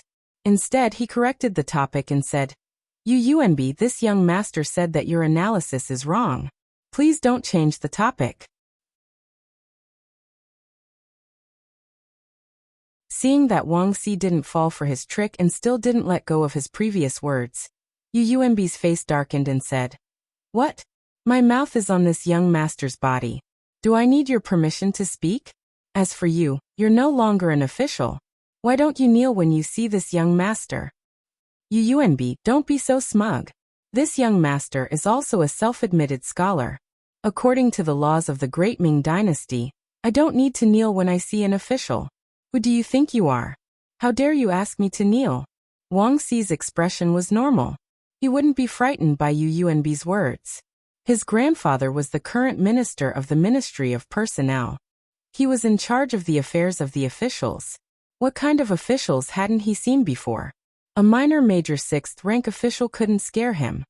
Yu Yuanbi, who was refuted by Wang Xi, had an ugly expression on his face. Out of the corner of his eye, he noticed that the young masters who followed him were looking at him as if he was a joke. He felt that they were right. He was just like a clown. Yu Yuanbi, who cared a lot about his face, felt that if he didn't do something, he would be seen through in the future. He thought about how his grandfather was the minister of the Ministry of Justice. A while ago, his third brother, Yu Xiong, was executed for causing trouble. This made him extremely angry. If he lost face here today, who knew how angry his grandfather would be when he found out? Yu Yuanbi suddenly became angry. He was still taller than Wang Xi. He clenched his fists and approached him step by step. Wang Xi, we've always minded our own business. Get out of here right now, and I'll pretend that you were never here. Impossible. Unless you admit your mistake and apologize to the Duke of Loyalty, I won't leave. I'll even announce your matter to the world, and let everyone judge what you said wrong. Wang Xi noticed Yu Yuanbi's angry expression, but he wasn't afraid at all. He didn't waste his time in the Yang Family Academy. He ran and trained his body every day, so he had a stronger physique than the average young master. He wasn't afraid of Yu Yuanbi, who was also a young master. Admit your mistake? Wang Xi, I realize that after not seeing you for a few months, you haven't grown in other aspects, but your smarts have improved. Alright, then I'll show you which one is bigger, an apology or a fist. Yu Yuanbi attacked as he spoke. He swung his right fist at Wang Xi. Although the students of the academy didn't have high-intensity training like Lung Feng, their bodies were stronger than ordinary people. Wang Xi could have jumped to avoid this punch that wasn't very fast and didn't have much strength behind it. However, he didn't do so. On the contrary, he stood there motionless as if he was scared silly. He allowed the fist to land on his chest with a bang. After the punch landed, Wang Xi's body trembled involuntarily, and he took half a step back. Yu Yuanbi actually took the initiative to attack first.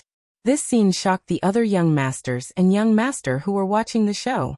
They didn't have the background of these two people. Whether it was the minister of the Ministry of Appointments or the minister of the Ministry of Justice, they weren't people they could offend. For a moment, they stood there, not knowing what to do. They didn't dare to pull him back or reach out to help. Wang Xi took half a step back from the punch, but there was no sign of pain on his face. On the contrary, he said calmly, everyone saw it. He was the one who made the first move. Since that's the case, don't blame me for being impolite. After he finished speaking, Wang Xi, who had just taken half a step back, suddenly took half a step forward. Using the momentum of this half step, he stretched out his right arm and his entire right shoulder at the same time. Wang Xi rotated his waist slightly.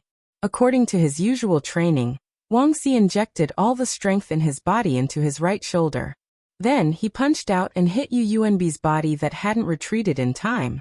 One used brute force, while the other used skill and the strength of his entire body. Both punched out, but it was obvious who had the upper hand. With just one punch, Yu Yuanbi couldn't help but stagger and fall back as if he had lost his balance. Wang Xi, who didn't show mercy, was excited when he saw that his punch was effective. He flew up and followed up, throwing out two more punches. One of the punches hit Yu Yuanbi's nose. Immediately, the sound of bone breaking rang out, followed by blood flowing out. This punch hurt Yu Yuanbi so much that tears flowed out. When he reached out and touched his nose and felt blood, his expression changed drastically. He couldn't help but exclaim, "Ah! Murder, murder!" He was no match for Wang Xi at all. After taking 3 punches in a row, Yu Yuanbi could only keep running away. As he ran, he shouted at the young master and young masters who were watching the show. "Are you just going to watch like this? If I'm beaten to death here, all of you will be sued. Don't you know that?" Only then did everyone's attention return to the present with this shout. At that moment, everyone's expression changed drastically. They began to surround Wang Xi. From the looks of it, they clearly wanted to stop him and make him stop. But how could Wuxia, who was in the mood to fight, stop so easily? After a few punches, he found that the simple fighting skills he learned in the Yang Academy were so effective. Wuxia wouldn't be polite. He sighed in his heart that he was so powerful. Seeing that others wanted to stop him, he immediately threw out a punch at them without caring about anything else. These people wanted to stop him. It was clear that they were in cahoots with UUNB. It was not a pity to beat such people. Thump.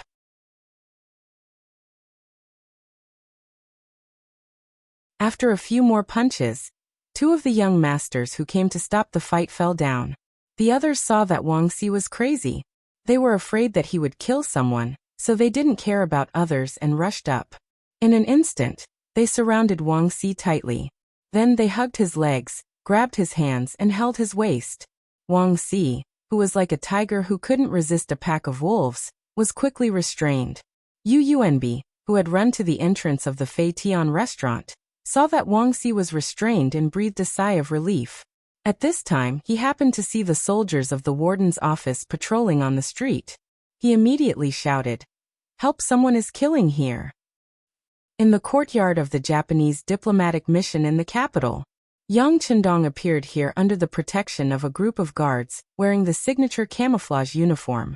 Kimura Yoshida had been notified a long time ago. He also wanted to meet the Duke of Loyalty of the Great Ming Dynasty, who defeated the Wallace army and protected Junko. At the same time, he also made the previous ambassador, Aoda Yuki, stay in the prison of the Great Ming Dynasty, so he waited here for a long time. When the courtyard door opened, Kimura Yoshida didn't go out to greet Yang Chendong. He wanted to show Yang Chendong his power, and let him know that he wasn't someone to be trifled with. That way, he could take more initiative in the following conversation. The courtyard door opened, but he didn't see Kimura Yoshida coming out to greet him. Yang Chendong, who was in the luxurious carriage, didn't get out. Instead, he said to Tiger's mane outside the carriage in a very cold voice, "They are so arrogant. I'm here, but they don't know how to come out to greet me. Since they are so rude, then I'll tear down the door. I'd like to see how long they can last." "Yes." Tiger's mane answered excitedly. Then he said to Lung Feng beside him, "Tear down the door. If they don't come out, then tear down the courtyard."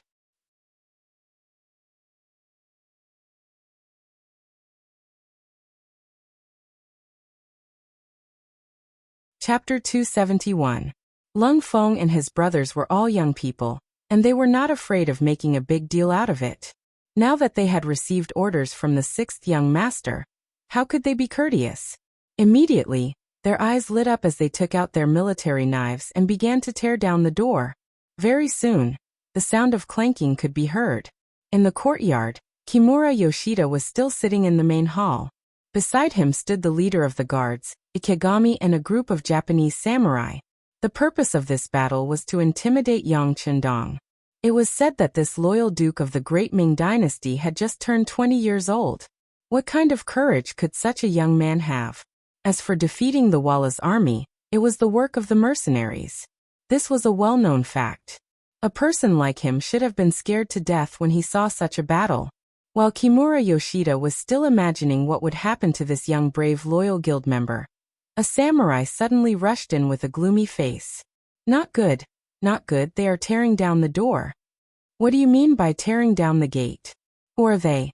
Kimura Yoshida was stunned when he heard the news, but soon he understood what was going on. When he heard that the other party was tearing down the gate, his anger couldn't be stopped. The gate was equivalent to a person's face. If it was really torn down, it was no different from a slap in the face. He knew that this bold and loyal princess had a temper, but he didn't expect her to be so bad-tempered.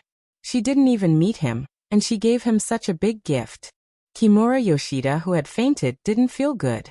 He sat there and didn't make any sound, until Ikegami reminded him.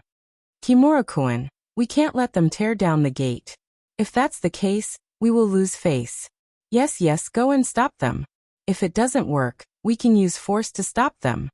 Kimura Yoshida, who was reminded by Ikegami, quickly regained his senses and ordered Ikegami.